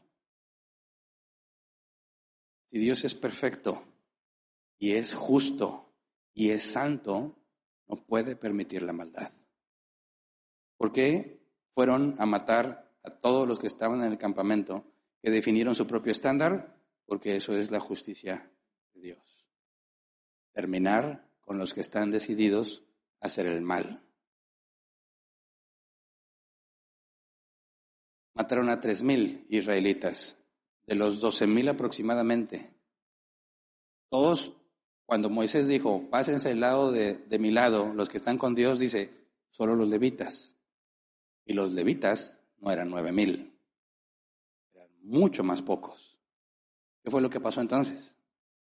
Cuando se pasaron solo los levitas y quedaron todos los demás del lado del becerro, y los levitas entran al campamento de ellos a empezar a acabarlos, ¿qué pasó con mucha gente que estaba ahí? Se cambió del lado de Moisés, ¿verdad? Dijeron, no, está bien. Tomo la oportunidad y no va a ser mi estándar, va a ser el estándar de Dios, y se cambian de lado, y los únicos que permanecieron, no me importa, yo no voy a hacer lo que alguien más quiere, yo voy a hacer lo que quiero con mi vida, a eso se les administró la justicia que correspondía. Y aquí todavía no intercede por ellos. No ha intercedido Moisés por segunda vez. ¿Y qué es lo que está haciendo? Administrando justicia primero. Justicia. Dice, hoy han recibido ustedes plena autoridad de parte del Señor, lo mismo que las autoridades en los tiempos de Pablo que podían portar la espada. Dice, pues se pusieron en contra de sus propios hijos y sus hermanos. De esto nos habló Jesús. Y esto es muy importante que lo entendamos todos. Aguas con tus sentimientos. Aguas con tus sentimientos. Tus hijos están haciendo lo malo, pero son mis hijos. Yo voy a seguir fiel con ellos. Yo voy a seguir con ellos, a donde ellos vayan. Pero están mal tus hijos, no me importa, son mis hijos. Mateo 10, 34 al 39. No crean que he venido a traer paz a la tierra, es Jesús hablando. No vine a traer paz, sino espada, porque he venido a poner en conflicto al hombre contra su padre, a la hija contra su madre, a la nuera contra su suegra. Los enemigos de cada cual serán los de su propia familia. El que quiera a su padre o a su madre más que a mí no es digno de mí. Y el que quiera a su hijo o a su hija más que a mí no es digno de mí. Y el que no tome su cruz y me siga no es digno de mí. El que se aferre a su propia vida la perderá, y el que renuncie a su propia vida por mi causa la encontrará. ¿De qué está hablando? Que no es negociable el estándar del bien. Y no importa que tu hijo se aferre a hacer el mal, tú debes de permanecer haciendo el bien. Y si eso te trae enemistad con tus hijos, que así sea. Pero tú no vas a dejar el bien por amor a tus hijos. Y dice, si alguien lo hace, no es digno de mí. ¿Te das cuenta? Si Dios es el bien máximo y el mal es la ausencia de Dios, y tú te dices hijo de Dios, pero estás dispuesto a hacer el mal por amor a alguien, dice Dios, no eres digno de mí. Hemos escuchado en distintas ocasiones hombres y mujeres dejados guiar por sus hijos con malas doctrinas, con desviaciones bíblicas. Dicen, pues yo voy a ir a donde mi hijo me lleve, pero si está mal lo que está haciendo tu hijo, no me importa. Yo voy a estar donde mi hijo me lleve. Bueno, tú, si estuvieras en esa situación, hubieras perecido en manos de los levitas. Y la Biblia afirma, no eres digno de Cristo. ¿Dónde está nuestro compromiso entonces? Con el estándar de Dios, con hacer el bien según lo que Dios dice, no según lo que tú crees. Y aunque ellos podrían argumentar, pero el becerro para mí era Dios, está prohibido hacer imagen. Pero la fiesta que hicimos es para Dios, pero Dios no acepta ninguna inmoralidad, ni siquiera la ha demandado. Fíjate el peligro que es desviarte a hacer lo que tú crees que deberías hacer y mezclar a Dios en el asunto y decir que lo que haces es para Dios, aunque es totalmente contrario a Dios. Es el mismo ejemplo que te digo de los que cantaban, yo sé que mi fe compromete tu poder y tú lo harás. ¿Cómo? ¿Cómo? No puedes tú definir el criterio que tú quieras y pretender servirle a Dios como tú crees que deberías hacerlo. Es el estándar bíblico. Ahí es lo que dice, ahí dice qué sí se puede y qué no se puede. Y lo haces de acuerdo a lo que Dios dice, no lo que a ti se te ocurra, a lo que tú consideras que está bien. Si la Biblia dice, sí lo vas a hacer, lo haces. No lo vas a hacer, no lo haces. Oye, pero yo creo que esta vez sí deberíamos hacerlo. No. ¿Cómo se te ocurre que tu criterio es mejor que lo que Dios ha establecido? Nos apegamos a lo que dice la palabra confiando en la sabiduría de Dios. ¿Se entiende? La fiestecita que hicieron para Dios, ¿en qué quedó? En una matanza, en orgía, gente borracha. Esa pequeña desviación que hicieron, ¿cómo terminó? Ese es el peligro de desviarte de la Escritura. Algo pequeñito, que podría decir que no tiene nada de malo, que lo estamos haciendo con buenas intenciones. Fíjate todo lo que provocó. Y ahora sí llegamos al punto donde Moisés intercede. Todo ese contexto es necesario para entender qué está pasando. Éxodo 32:30. Al día siguiente, Moisés le dijo a los israelitas, ustedes han cometido un gran pecado, pero voy a subir ahora para reunirme con el Señor y tal vez logre yo que Dios les perdone su pecado. Moisés no tiene nada que perder, ¿verdad? Él no hizo nada malo. Él no tendría de qué preocuparse. Pero ustedes hicieron un gran pecado. Y Dios es justo y debería destruirlos también. Tal vez yo pueda hacer algo. Partiendo de lo que vimos la semana pasada, la primera vez que Moisés intercede, que Dios le dijo, tú quédate tranquilo, yo voy a hacer esto. Moisés entiende, yo tengo parte en esto. Yo también puedo pedir y Dios me escucha. Y Moisés pidió en favor del pueblo y Dios le escuchó. Y Moisés dice, esta segunda vez, tal vez pueda yo lograr que Dios les perdone, porque acababa de pasar. ¿Me explico? Moisés, ningún ser humano sabía en ese momento del tiempo que Dios podía usar a uno de sus siervos para beneficiar a otros. Vimos el caso de Abraham, la primera vez que se intercedió por alguien y no procedió. Dios destruyó a Sodoma y Gomorra porque no había ni un solo justo ahí. Pero en este caso es la primera vez que Dios atiende la petición de uno de sus siervos en favor de otros. Y Moisés dice, tal vez esta vez, como sucedió en la primera, tal vez yo logre que no les tomen en cuenta su pecado. Versículo 31-32. Volvió entonces Moisés para hablar con el Señor y le dijo, ¿qué pecado tan grande han cometido este pueblo al hacerse dioses de oro? Sin embargo, yo te ruego que les perdones su pecado. Te ruego que les perdones su pecado. Pero si no vas a perdonarlos, bórrame del libro que has hecho. Ahora, después de todo lo que pasó, después de la confrontación de Moisés, después de la administración de la pena de muerte a 3,000 israelitas, ¿tú crees que Moisés viene aquí tratando de chantajear a Dios?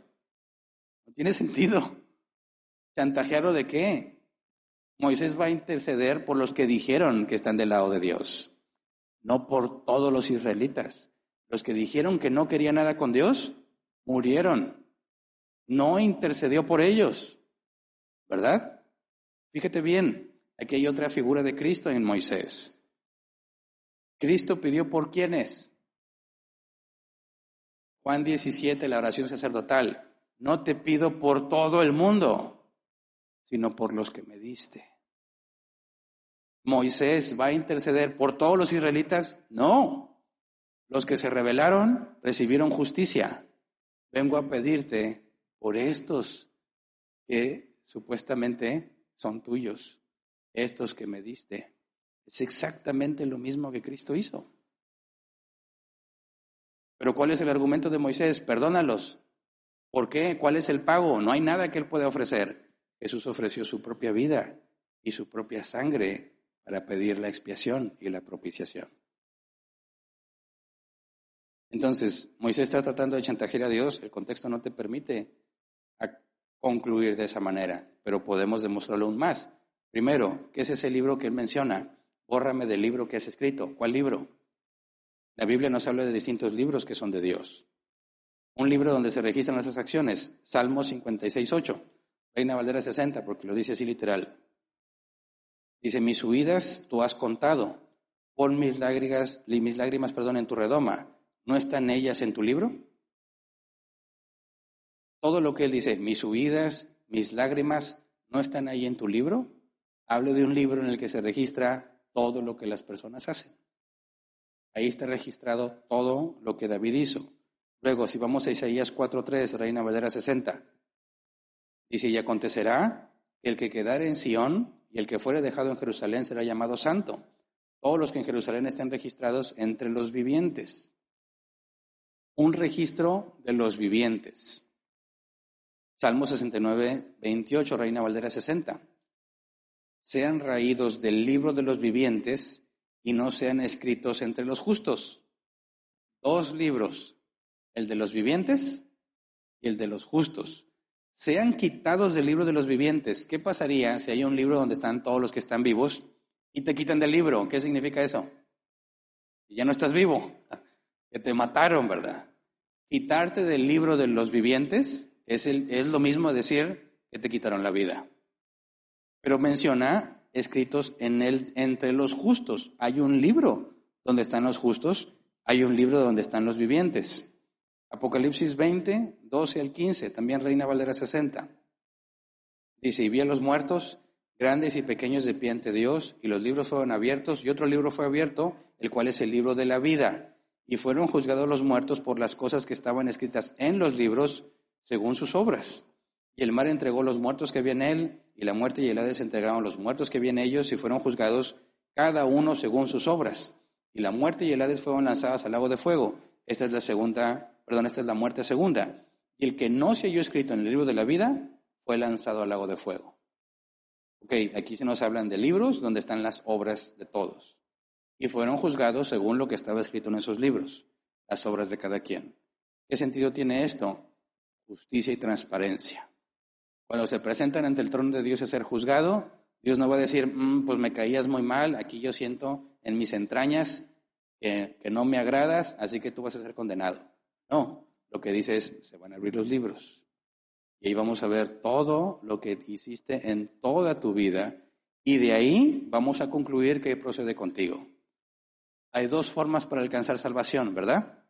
2. La primera, que nunca peques. Una vida perfecta. La segunda, por medio de Jesucristo, que Él pagó la deuda. ¿Quién de aquí podría apelar a la primera forma? Decir que nunca pecó. Nadie. ¿Y cómo puedes demostrar que no puedes apelar eso? Abrimos el libro que tiene el registro de todo lo que hiciste. ¿Ok? Desde la edad, se acaba la edad de la inocencia que menciona la Biblia, cuando ya pecas por propia decisión. Aquí está. Con el primer pecado que encuentren, ya no puedes apelar a la salvación porque fuiste perfecto. Y se demostraría, aquí hay pecado, y aquí, y cuando tenías tanto, y tanto, y tanto, y tanto, y tanto, y tanto, y tanto. Ok.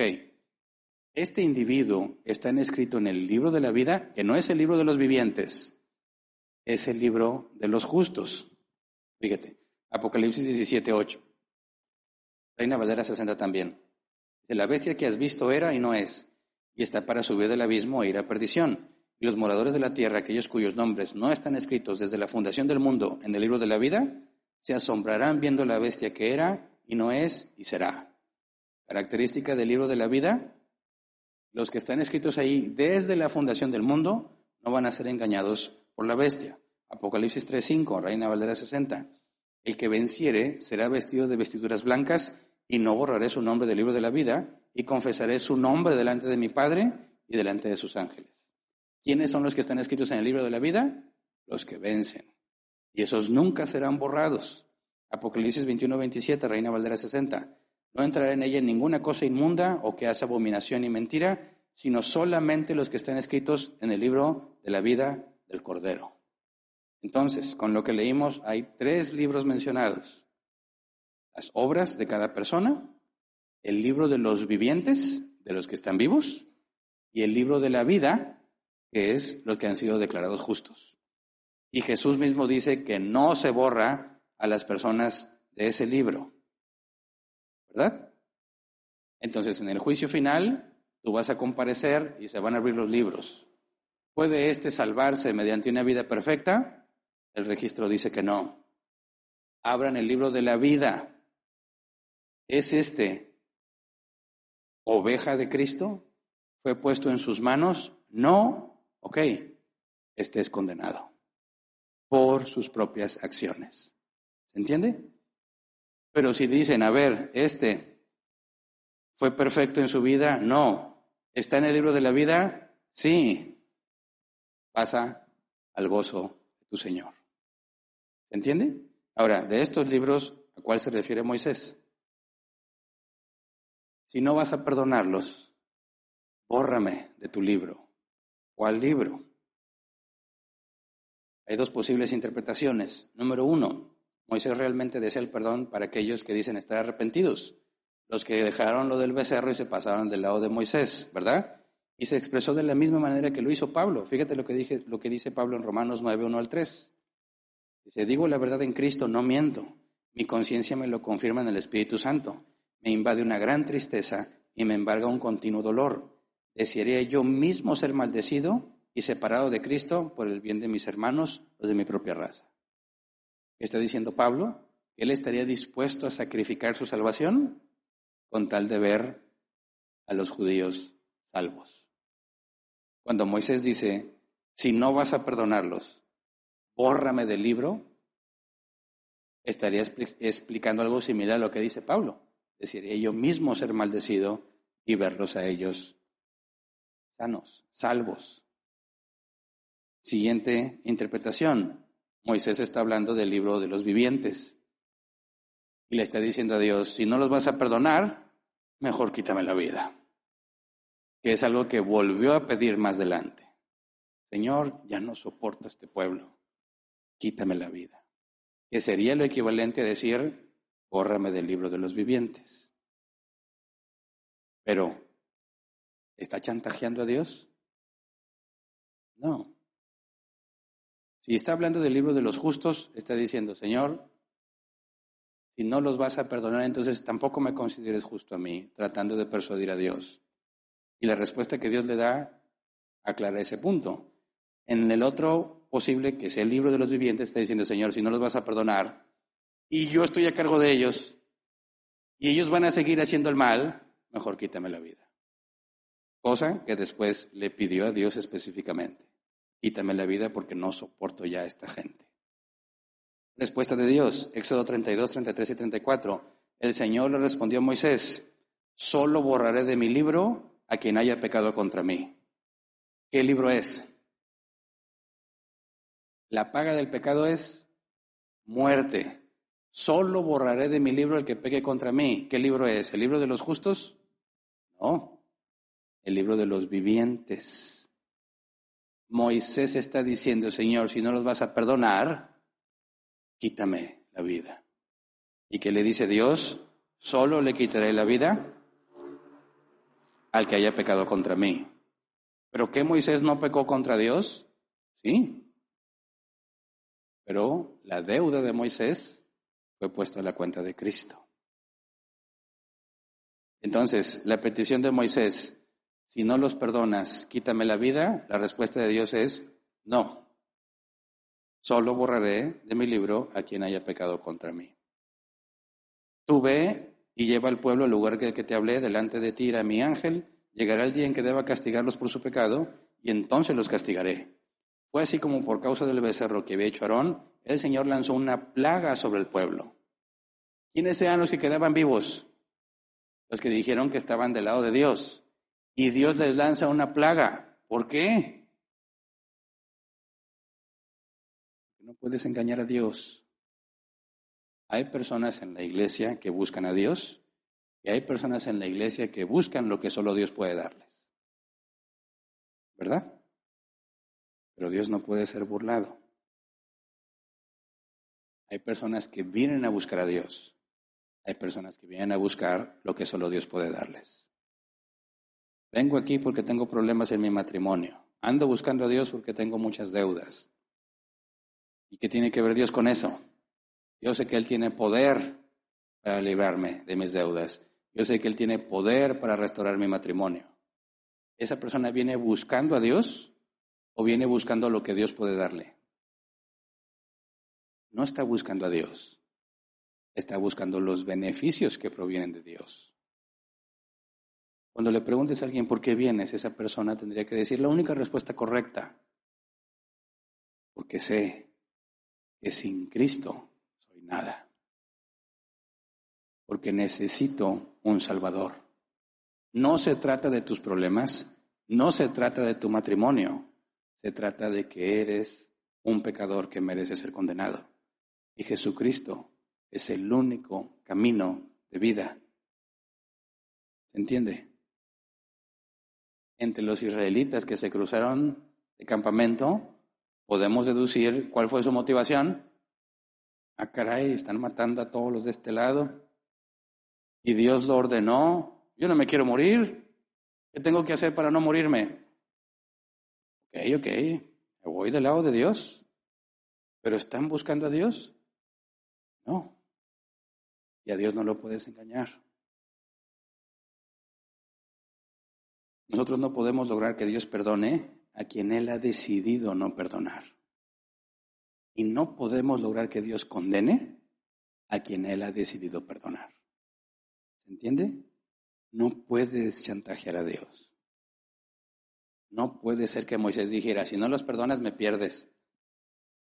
No, está diciendo, Señor, si no los perdonas, ¿qué va a hacer de mí con este pueblo? Quítame la vida. No quiero continuar así. ¿Y qué le dijo Dios? Tú los vas a llevar. Entonces, ¿qué logró de la intercesión? Que Dios no descargara su ira en ese momento, pero le dice, los voy a castigar más adelante, y empieza con la plaga. Y sabemos que toda esa generación murió en el desierto sin entrar a la tierra prometida. Así que, ¿pudo lograr Moisés el perdón del pueblo? No.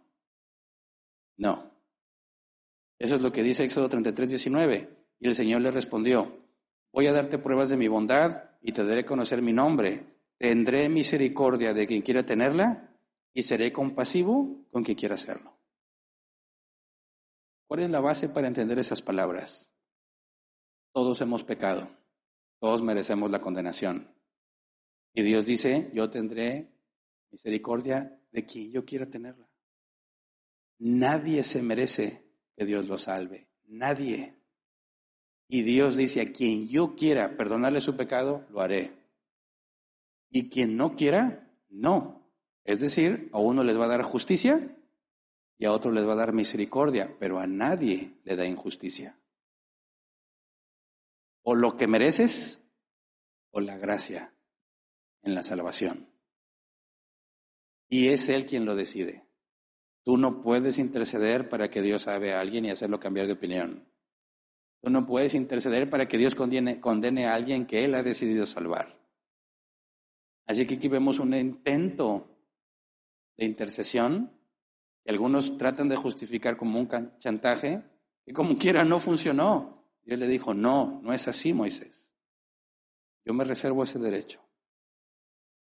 ¿Se entiende?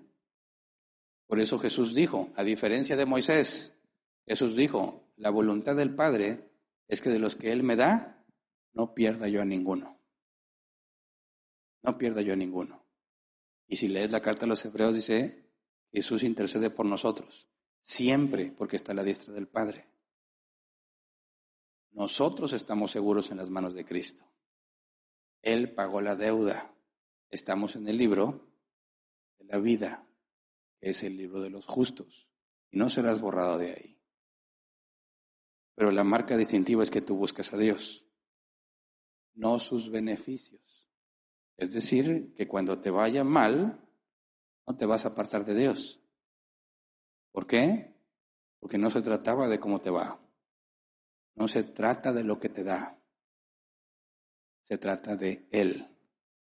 Pero si alguien dice, pues me está yendo muy mal, aquí no me siento bien así, voy a buscar uno que me sienta mejor, el cristianismo no me funcionó, sigo teniendo problemas, ok, pero nunca conociste a Dios, nunca viniste buscando a Dios, viniste a ser servido, a que te sirvieran en tus necesidades, a que te sirvieran en lo que tú crees que mereces recibir, pero nada de eso corresponde a alguien que busca a Dios. ¿Se entiende? Entonces la respuesta es simple, no podemos chantajear a Dios, no lo puedes comprometer con tu fe, la fe la da Dios y la fe bíblica se basa en lo que Dios ha dicho. Si Dios no ha dicho nada y tú tienes fe, se llama pensamiento mágico. ¿Se entiende la diferencia? Si Dios no ha dicho nada con respecto a algo tuyo, con respecto a lo que va a pasar en tu vida, y tú dices, pero yo tengo fe que esto va a pasar, tu fe es falsa. No es la fe bíblica, es pensamiento mágico. La fe radica en confiar en lo que Dios ha dicho.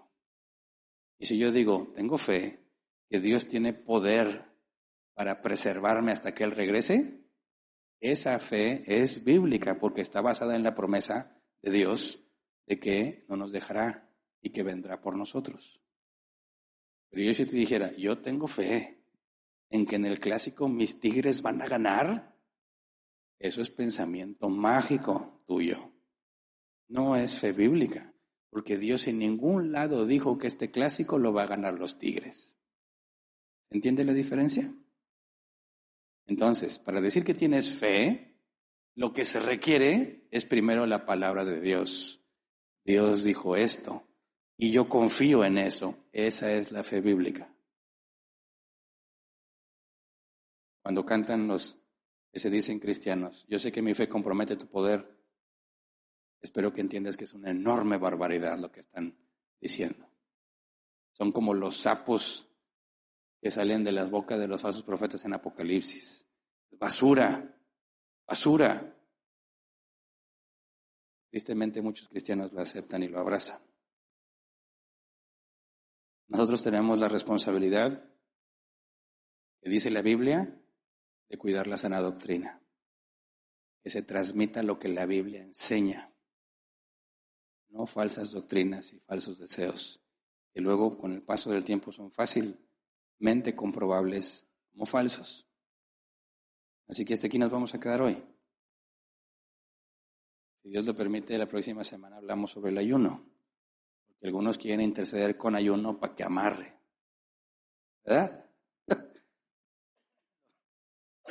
Que demuestran que no entendemos para qué es el ayuno. Ese es el top de la intercesión, ayunar e interceder. Y hay mucho que aclarar con respecto al ayuno. Y si Dios lo permite, lo veremos la próxima semana. Así que vamos a ponernos de pie y vamos a orar.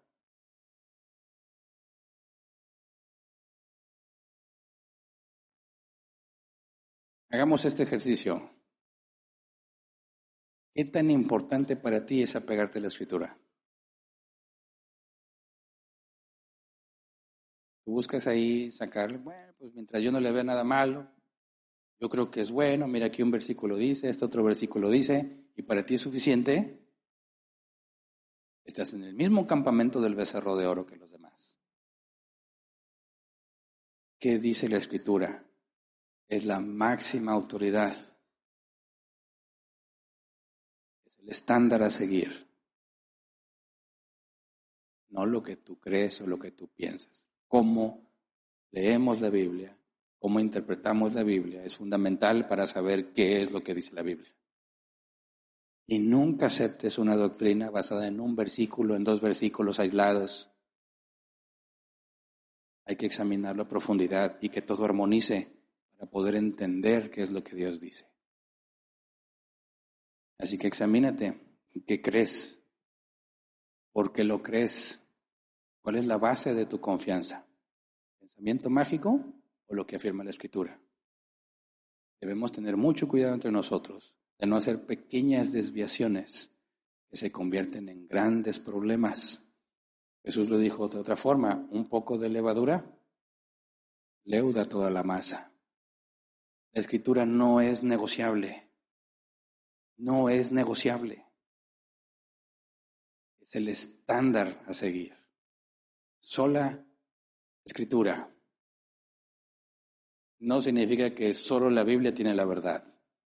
Lo que significa es la Biblia es la máxima autoridad para la vida cristiana. Ninguna otra fuente. ¿Me explico? ¿De qué lado del campamento estás? ¿Y por qué? Piensa a la hora de interceder. ¿Qué es lo que estás pidiendo y por qué? Todos tenemos muchas razones para interceder. Que tenemos hijos, que tenemos familia, amigos. Todos estamos en días altos y bajos. Tenemos problemas. Le decimos a Dios, por favor, te pido por tal persona. Piensa bien qué es lo que estás haciendo. ¿Qué es lo que estás diciendo? ¿Qué es lo que estás pidiendo? Para que sea bíblico. Que no te ganen las emociones. Que no te guíen los sentimientos. La guía es la Escritura. Aun si eso te lleva a estar en contra de los de tu propia casa. Es que mis papás dicen, tienen toda la libertad de decir lo que ellos quieran, pero tú te vas a hacer un estándar. Lo que ellos dicen, lo que tú crees o lo que dice la Escritura. Sea quien sea que diga lo contrario de la Escritura, está mal. Pero es que es mi hijo querido, el querubín de oro, o es mi becerro de oro.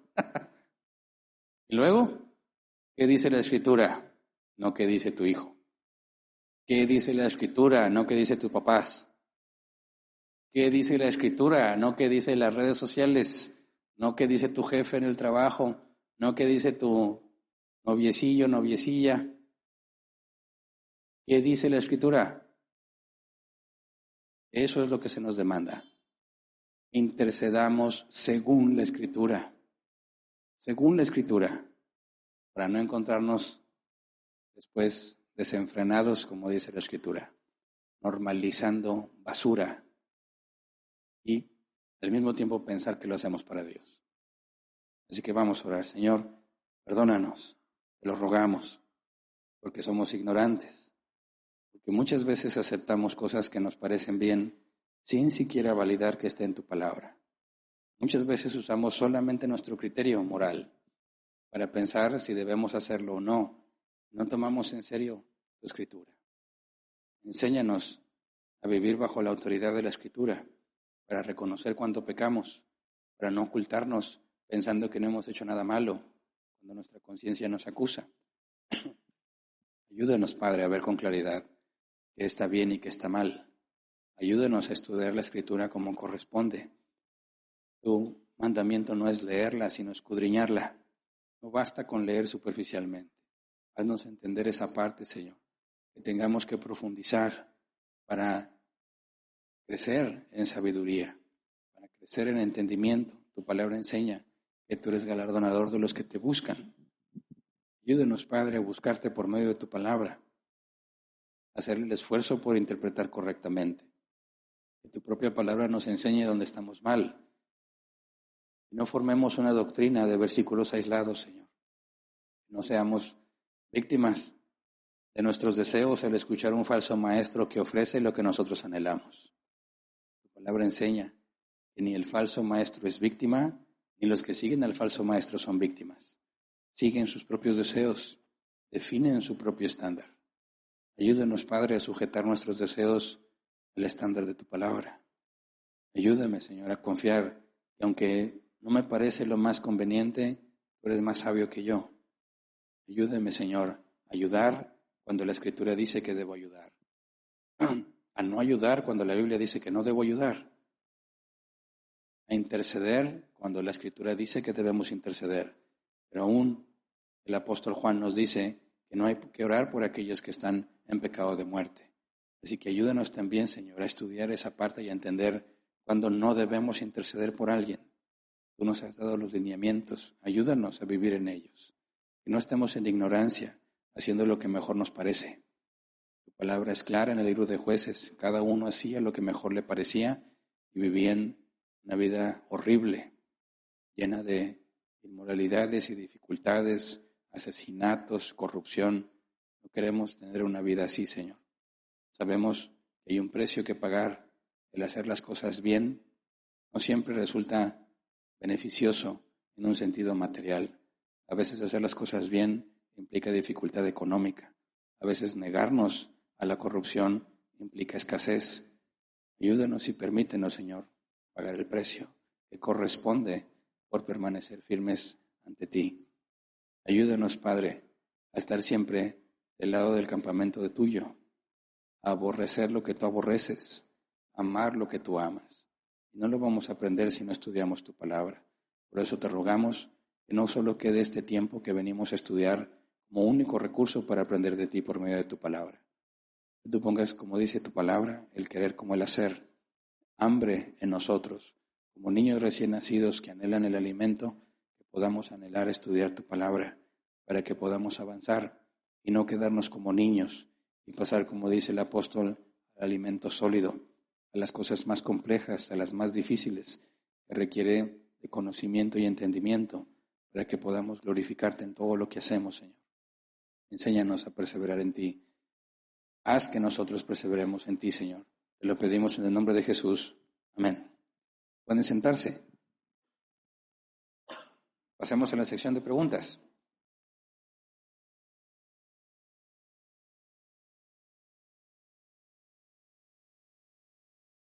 Dedicaremos máximo 15 minutos a tratar de responderlas. Si la pregunta no tiene que ver con el tema de hoy, la dejamos al final. Si hay tiempo, trataré de responderla. Y hay varias preguntas. Bien, el tiempo empieza a correr cuando empieza a leer la primera pregunta. La primera pregunta dice en la traducción lenguaje actual, en el versículo 1, capítulo 20, dice que Dios le dijo a los israelitas, entonces ya les había dicho los mandamientos. Versículo 22 ya les había indicado que no hicieran ídolos. Comentaste que todavía no les daba los mandamientos Moisés al pueblo. Mira, hay que entender entre la revelación especial y la revelación natural. Por medio de la revelación natural podemos concluir que tener ídolos es pecado. Es lo que argumenta el apóstol Pablo, ¿verdad? No podemos atribuir la creación a las cosas creadas. Pero si lees con atención, los 10 mandamientos no habían sido revelados tal cual en las tablas de Moisés, porque Moisés destruyó las tablas. Entonces, el hecho de que no hayan leído los 10 mandamientos no los excluye de la responsabilidad de no tener ídolos, que es lo que enseña Romanos 1. En la conciencia de todo ser humano está grabada la ley básica fundamental de lo que está bien y de lo que está mal. Y la evidencia que todo ser humano consciente tenemos es nuestra conciencia, que nos acusa cuando hicimos algo indebido. Ahora, ¿nuestra conciencia puede estar mal informada? Sí. ¿Nuestra conciencia puede estar desviada? Sí. Pero en lo más esencial de lo que es bueno y es malo, la conciencia te informa de tu pecado. Y es lo que dice el apóstol Pablo, nadie escapa del juicio de Dios. Aunque jamás hayan escuchado nada acerca del Dios de la Biblia. Piensa en los mayas. Para ellos era Huitzilopochtli y Quetzalcóatl y quién sabe quién más. Presentan ante el tribunal de Cristo. Y ellos le dirían, Señor, ¿qué onda? ¿A nosotros nunca nos mandaste una Biblia? ¿Nunca nos mandaste un misionero? No supimos ni qué pasaba con Israel. Mientras Israel estaba ya en el desierto y el éxodo, los mayas estaban con sus pirámides. Los aztecas estaban acá gobernando. ¿Qué hay de nosotros? Ese es el argumento del apóstol Pablo. No necesitas que se te lea textualmente la Biblia porque todo ser humano tiene conciencia que lo acusa cuando hace mal. ¿Se entiende? Entonces, ¿Dios le puede demandar a los israelitas que se abstengan de los ídolos a pesar de que no habían leído los 10 mandamientos? Por supuesto que sí. Desde antes de Moisés, a Abraham se le dijo que huyera de la idolatría. El concepto de un ídolo está en la revelación natural, no es revelación especial. Los 10 mandamientos que los leemos tal cual son una revelación especial porque Dios los puso así, pero son deducibles por medio de la naturaleza. Porque si aplicara el caso de que si tú nunca escuchaste los 10 mandamientos, entonces no pecas, el de robar, no necesitas el mandamiento que dice no robarás para entender que robar está mal, ¿verdad? Robar es injusto. Y ya estudiamos los 10 mandamientos, entonces hay que tener mucho cuidado. El hecho de que alguien no haya leído tal cual la revelación especial no excluye la responsabilidad de lo que por medio de la revelación natural puede saber. Por eso es que todo hombre, aunque jamás haya escuchado de la Biblia, y aunque jamás le hayan hablado del Dios de la Biblia, sigue siendo culpable porque su conciencia le informó de su pecado. Siguiente, dice Gabriela Quesada. Bendito día a todos. Disculpe, pastor, Éxodo 32:35, y Jehová hirió al pueblo hecho por Aarón. Disculpe, Dios también hirió a Aarón. Dice, de los hombres que murieron a espada eran israelitas, pero también egipcios. En este punto ya había gente israelita y no israelita. Desde que salieron de Egipto, hubo egipcios que se unieron a ellos. Y el primer problema que hubo en rumbo a esta zona de la montaña donde estaba Dios, ya habían tenido conflicto por causa de los que no eran israelitas que habían salido con ellos. Entonces, hubo egipcios que se unieron a los israelitas cuando salieron. Luego en el trayecto, más gente se les fue uniendo. Entonces, cuando hablamos del pueblo de Dios, ya no nada más estamos hablando de israelitas por ascendencia, sino de todos los que estaban morando en el pueblo, aunque no tuvieran ascendencia israelita. Entonces, en este caso, de todos los que murieron, no hace una especificación si era israelita o no. Era todos los que estaban ya formando el pueblo de Dios.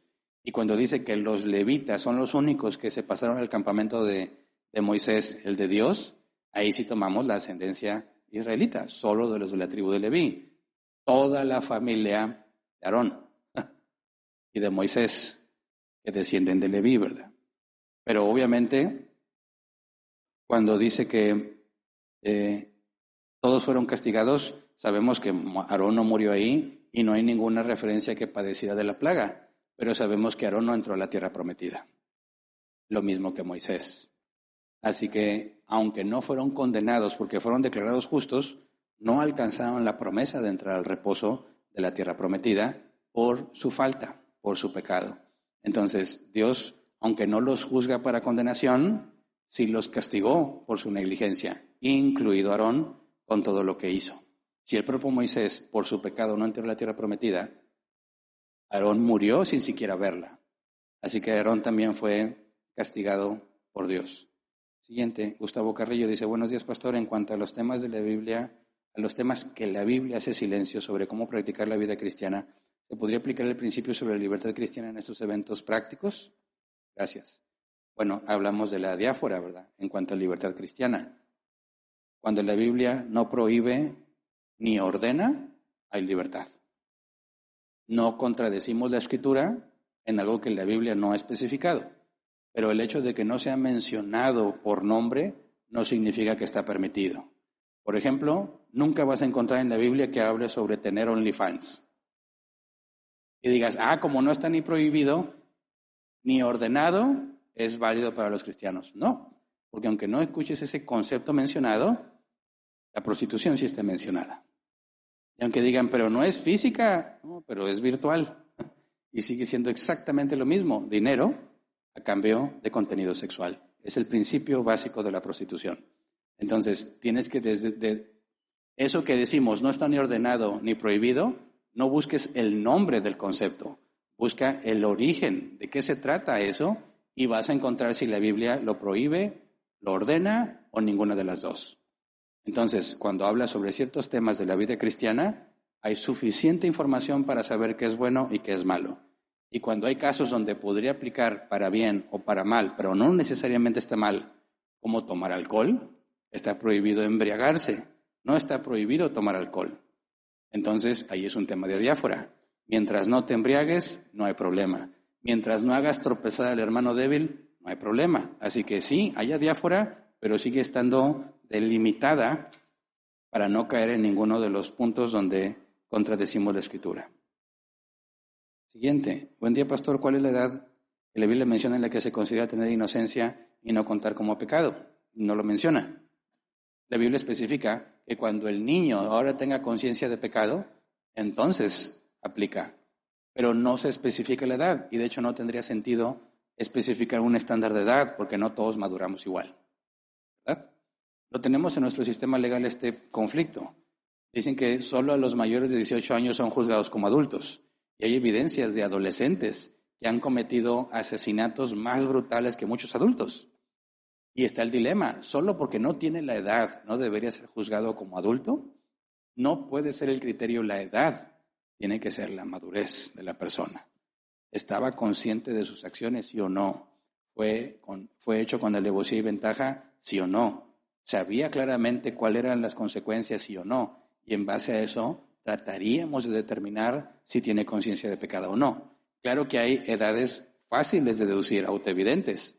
Un niño de 2 años no es consciente de su pecado, ¿verdad? 4 años, me parece que no. 5, 6, 7, caray, hay que analizarlo, hay que pensarlo y tratar de determinar. Pero no tenemos una regla bíblica de edad o de características para determinar si es inocente o no. Por eso la Biblia dice, instruye al niño en su camino, ¿verdad? Hábleles de las cosas de Dios, no importa qué edad tengan. Dios es el que dice cuándo sí y cuándo no, y no nos ha dado las herramientas para tener ese criterio. Tenemos los casos autoevidentes. Un niño que muere a los 2 años, ¿se va a ir al infierno por su pecado? No, no puede ser, porque no tiene control de su propio cuerpo. Entonces, ¿cuál es la conclusión bíblica? Que todos aquellos niños que mueren sin conciencia de pecado fueron elegidos para salvación, porque no van a ser condenados por sus obras. ¿Me explico? Dios los hizo nacer de nuevo. ¿En qué momento? No sabemos. Pero sabemos que desde el vientre de su madre hay niños que nacen de nuevo. Por ejemplo, Juan el Bautista. ¿Verdad? Entonces, hay mucho que no conocemos. No podemos ser estrictos en cuanto al criterio porque la Biblia no lo establece, pero sabemos que bíblicamente sí existe el criterio de la edad de la inocencia que Dios va a aplicar cuando sean juzgados. Siguiente, dice, en la primera pregunta que no se entendió bien lo que quise preguntar. Es que los israelitas en el capítulo 20 ya les había dado los mandamientos. En el versículo 22 lo vuelve a repetir en cuanto a los ídolos. Comentaste que todavía no se les daba los mandamientos. Bueno, tengo que investigar a qué versículos te refieres. Porque si analizas el contexto cronológico, Moisés subió, se le dieron los mandamientos ahí. Yo hablo de los mandamientos que estudiamos nosotros, las tablas, ¿verdad? Claro que ya había habido un pacto con los israelitas. Claro que ya se habían establecido reglas con los israelitas. Ya tenías el día de reposo. Pero los 10 mandamientos como tales, los que estudiamos, Moisés los destruyó, ¿verdad? Las tablas. Moisés tiene que volver a subir y vuelve otra vez con las tablas la segunda vez. Entonces, déjame estudiar con más detalle a ver qué te refieres. Siguiente. Buenas tardes. En la respuesta de la primera pregunta respecto a la conciencia, se concluye que conciencia equivale a conocimiento, que fuimos creados con esas características de conocimiento de lo bueno y lo malo. No. De hecho, nadie sabe definir qué es la conciencia. En términos bíblicos, un ser humano está hecho de una parte material y una parte espiritual. Y la evidencia que nos da la Biblia es que la muerte en el ser humano es la separación de la parte material de la parte inmaterial. Es lo que llamamos alma o espíritu. Entonces, el alma o el espíritu, por el registro bíblico, sabemos que aún los que mueren siguen conscientes. Y en Apocalipsis tenemos que las almas de los decapitados le decían a Dios, ¿hasta cuándo nos harás justicia con los que moran en la tierra? De manera que la conciencia no puede estar en la parte material, porque el que murió sigue consciente y recuerda lo que le pasó y sabe quién es Dios y le pide justicia y sabe qué es lo que le pasó en la tierra y quiénes le cortaron la cabeza. ¿Me explico? Entonces, el punto de vista bíblico es que la conciencia no está en el cerebro, porque si tu cuerpo muere y tu conciencia está en el cerebro, no tendrías conciencia de nada. Y la evidencia bíblica es que tú sigues consciente aún sin la parte material. Entonces, ¿qué es la conciencia? No se puede describir en términos físicos porque hablamos de una parte espiritual, donde está almacenado el yo sé quién soy, el razonamiento, el recordar, el conocer, está asociado a la conciencia, no a la parte material humana. Entonces, ¿cuál es la edad de la conciencia de pecado? Esa conciencia no es igual a conocimiento. No es lo mismo que tú sepas. Tú le puedes decir a tu niño de 3 años, no te comas las galletas que están en la mesa. Te voy a castigar. Tú no te las puedes comer. ¿Tiene el conocimiento de lo que no puede hacer? Sí. Si se las deja a su alcance, ¿qué va a hacer un niño de 2 años? Se las va a comer. ¿Por qué? Porque uno tiene control de sí mismo. ¿Me explico? No es que sea rebelde a tu mandato. Es que le estás pidiendo algo que está fuera de su control. ¿Qué hijo tan desobediente tengo que le digo que no se las coma y se las come? Bueno, de eso hablamos. Él no tiene control todavía de sus decisiones. Y va a seguir sus instintos más básicos. Y se le antoja la galleta de chocolate y está a su alcance, ¿qué crees que va a hacer? Va a estirar para agarrar la galleta. Es más, yo lo hice con mis hijos, lo estás viendo. Y está así. No. Y la otra vez. No. Y te retan. Y se te queda viendo. No, la agarra y se la come. ¿Por qué? ¿Porque tu hijo te odia? No, no tiene control sobre sí mismo. ¿Me explico? Entonces, hablar de la edad de la conciencia de pecado tiene que ver con esos factores de que está en control de lo que está haciendo y deliberadamente lo hace porque él considera que eso es lo mejor para él. Eso es lo que da una responsabilidad moral por la cual eres responsable de tu pecado. Y hay personas que ya son adultas y como quiera no puede que no tengan esa responsabilidad. Piensa con alguien con un síndrome de Down avanzado. Tratan de describirnos. Puede tener 50 años y mentalmente tiene 2 años. Y sigue con los mismos problemas que un niño de 2 años, aunque tú veas que su cuerpo es un cuerpo de adulto. ¿Cómo van a ser juzgados ellos ante el tribunal de Cristo? En el mismo criterio. Conciencia de pecado. ¿Es consciente de lo que está haciendo o su capacidad no le dio para controlarse a sí mismo y no hacer esas cosas? Por eso es algo que puede ser muy complejo describirlo y tratar de establecer las reglas y el criterio para saber si es inocente o no. Gracias a Dios no nos dejó esa tarea. Eso se lo reserva a Él. Él, cuando juzgue a cada persona, en base al criterio que Él estableció, vamos a entender qué es lo que pasó. Por eso, el día que muramos, pasaremos el estado intermedio.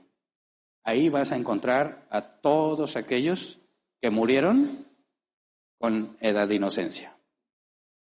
No van a ser condenados porque no son responsables de su pecado. Una vez escuché a una señora decir, yo perdí un bebé, perdí a mi bebé, ¿qué va a pasar con él? ¿Se va al infierno? ¿Por qué crees que se vaya al infierno? Porque todos heredamos el pecado de Adán. Era un pecador. ¿Cómo? Pero si murió sin haber hecho nada. Dice, sí, pero la Biblia dice que en Adán todos somos pecadores y que por la herencia de Adán todos seremos condenados. Cuidado, yo no puedo ser responsable de los pecados de mi padre. Ezequiel 18 lo enseña. No pagará el hijo por los pecados del padre, ni el padre por los pecados del hijo. Cada quien por su propio pecado. Entonces, si el niño murió, el pecado de Adán no lo va a condenar a él. Cada uno por su propio pecado. Y si el niño ni siquiera tuvo conciencia de pecado, ese niño fue elegido para salvación. Y la señora se puso a llorar de alegría. Ella estaba convencida que su hijo iba al infierno por el pecado de Adán. No, la Biblia enseña que Dios es justo y que cada uno morirá por su propio pecado, no por herencias malditas, no por lo que hizo tu abuela o tu papá, por lo que hayas hecho tú, con conciencia de pecado. Ok, se terminó el tiempo, ¿verdad? Entonces, despedimos la transmisión en línea. Si Dios lo permite, la próxima semana hablaremos sobre la intercesión y el ayuno. Y mientras tanto, pues pongamos mucha atención cómo oramos y cómo pedimos, ¿verdad? Si Dios quiere, continuamos la próxima semana.